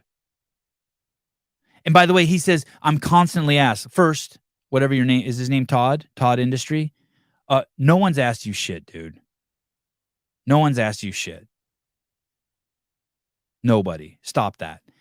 That's how you know every single person's line on Instagram. Lots of people have asked me about my home birth. Lots of people have asked me about what my training. No one's asked you. No one's asked you. One person was fucking drunk, text you or some shit. You had a name for your brand. So that's the first thing you lied about. You had a name for your brand before you had a product, which means that you have no North Star. It's gross, actually. It's fucking gross. And then when you talk about culture, you had no fucking culture there. You supported Outwad, which openly supported bills that hurt kids. And you forced injections on your employees for them to keep their jobs, which is kind of crazy. I don't know this for a fact, but I guarantee you fucking O'Keefe and Sam Dancing did not fucking get that injection. I would guess. Well, probably O'Keefe did. I guess O'Keefe did. There's no way Sam did. No fucking way. And then third of all, go woke and go broke, and then you ran away. The company fucking went broke, and then you ran away. You don't even work there anymore. And you're best known for, as Andrew Hiller said, overreach, overpromise, and most importantly, underdeliver. The fucking complete calamity, a train wreck. Yeah, more people ask me which direction is my hog really up and is it really big, or am I lying about one of those? Then ask him whatever the fucking. No one's asked that guy shit. What a fucking joke that company is. Pathetic. They're race baiters. They use black people. They use people for their sexuality. They use people for their skin color. They virtue signal. They wear their fucking pants too tight. They gave a lot of money to athletes. I guess I'm happy about that. For some of their athletes, they got money. But anyway, joke, complete joke. Complete joke. I'm a born primitive guy. Now, I'm born primitive. Till further notice. Because I do like to wear clothes. Matt Burns, God, I love Sevy's rants. Am I ranting? Jake Chapman, yeah, exactly. People ask me, no, they don't. You just have something to say. Yeah, just say it. No shit. Rambler mortgage rates increased to 7.17. No shit.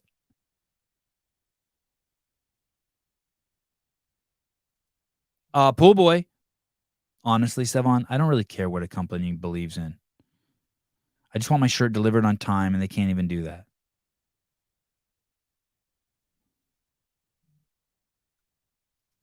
Jethro Cordona Sevi, you wore the Noble fanny pack at the games. What a shame.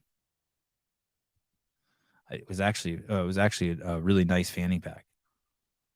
It was big, and it was this cool canvas. I did not like that it said Noble on it, but it was a really good fanny pack.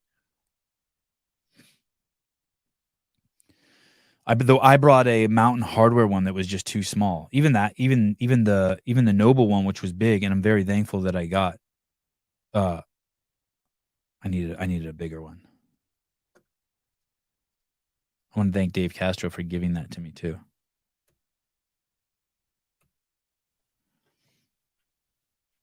I told you guys I touched Alex. Oh yeah, I talked to you guys about that. I touched her lats at the event.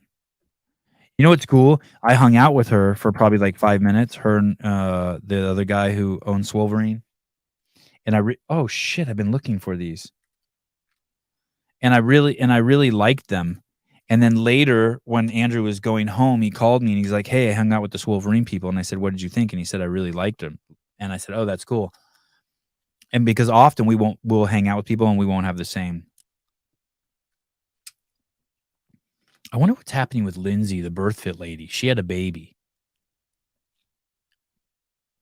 I need to have her on the show. Do a birthing show. I'm sure the numbers will be massive.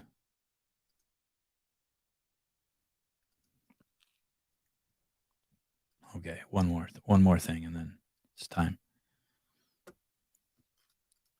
I want you guys just to think I'm full of hate and negativity. Here we go. I am 36. It's interesting being 36 because that's not old, but it's old enough that things have changed in my lifetime. Like I'm old enough to remember you saw a fellow with a neck tattoo. You used to think, "Ooh, I'm going to see a dead body." Now you see a fellow with a neck tattoo, all you think is, "Whoa, this latte is going to be awesome." Look at those look like Noble pants. Look at that dude's crotch in his pants. It kind of takes away from the joke. Jeez. Fuck. Those are the same pants Todd was wearing.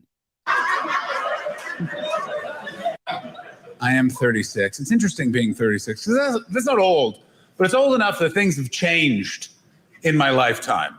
Like I'm old enough to remember you saw a fellow with a neck tattoo. You used to think, "Ooh, I'm going to see a dead body." Now you see a fellow with a neck tattoo, all you think is, "Whoa, this latte is going to be awesome."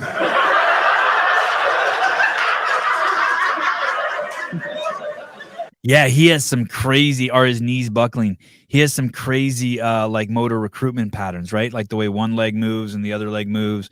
It's not just that his knees knock. He's a trip. He looks 50. He does. No, I'm 50. He doesn't look 50. What are you talking about? The pants are terrible. But that's the way that guy Todd looked from Noble in his pants too. Except this guy's funny. Hey, Christian, I want to talk about your avatar pic. Yeah. Why is there all that chalk on your back? What is that? What the fuck is going on? You switched away from that pic. First of all, you look extremely ripped. I get that. But there's something like, it looks like I'm just saying, and maybe it's what you're going for. I'm going for a 51. Yeah. So what? 51. Who cares? Who cares? Yeah, I'm 51. So what? It looks like this is like a picture for Grindr. Like I'm supposed to want to like butt slam you when I see this. Am I? That's a farmer's tan, you think? You think that's a farmer's tan? There's no way. Either way, hey, you got to get that skinny again and retake that picture. You got to have someone else do it. I can't. That shoulder you have in the foreground makes it look like it's some dude laying on his stomach waiting for you. it's just, it's so, it's, I don't know. Maybe it's just me. Maybe I'm just a fucking sexed up creature, but it's so, it's pornographic. It's erotic. It's too erotic. Erotic. Yes, it's erotic. It's not pornographic. Penis down.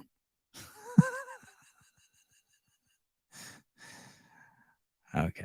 That's it. We'll talk. We'll talk more, Christian. It's in Canada. It's a Canadian tan. Jeez.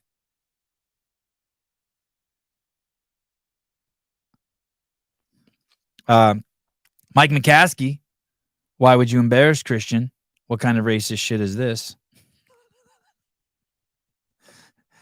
I honestly, Kevin, you look like you look, because of the way you're wearing your hat like that, and you have the bill folded so much in the front. You look like a girl in that photo. If you want me to be just completely frank, if we're just tearing people up, you look like maybe like you're a little bit androgynous. I don't mind a little androgyny. Damn, Christian, that's how unvaxxed Canadians look. All right, well, you're fair enough. You win. All right. Love and peace. Yes, that's what I meant. Self-help book. Love you guys. Is today Thursday? Shut Up and Scribbles on very soon. Hour and 45 minutes. That show is killing it. Doing better than my own shows. How long before those guys break off and tell me to go fuck myself? Who knows? And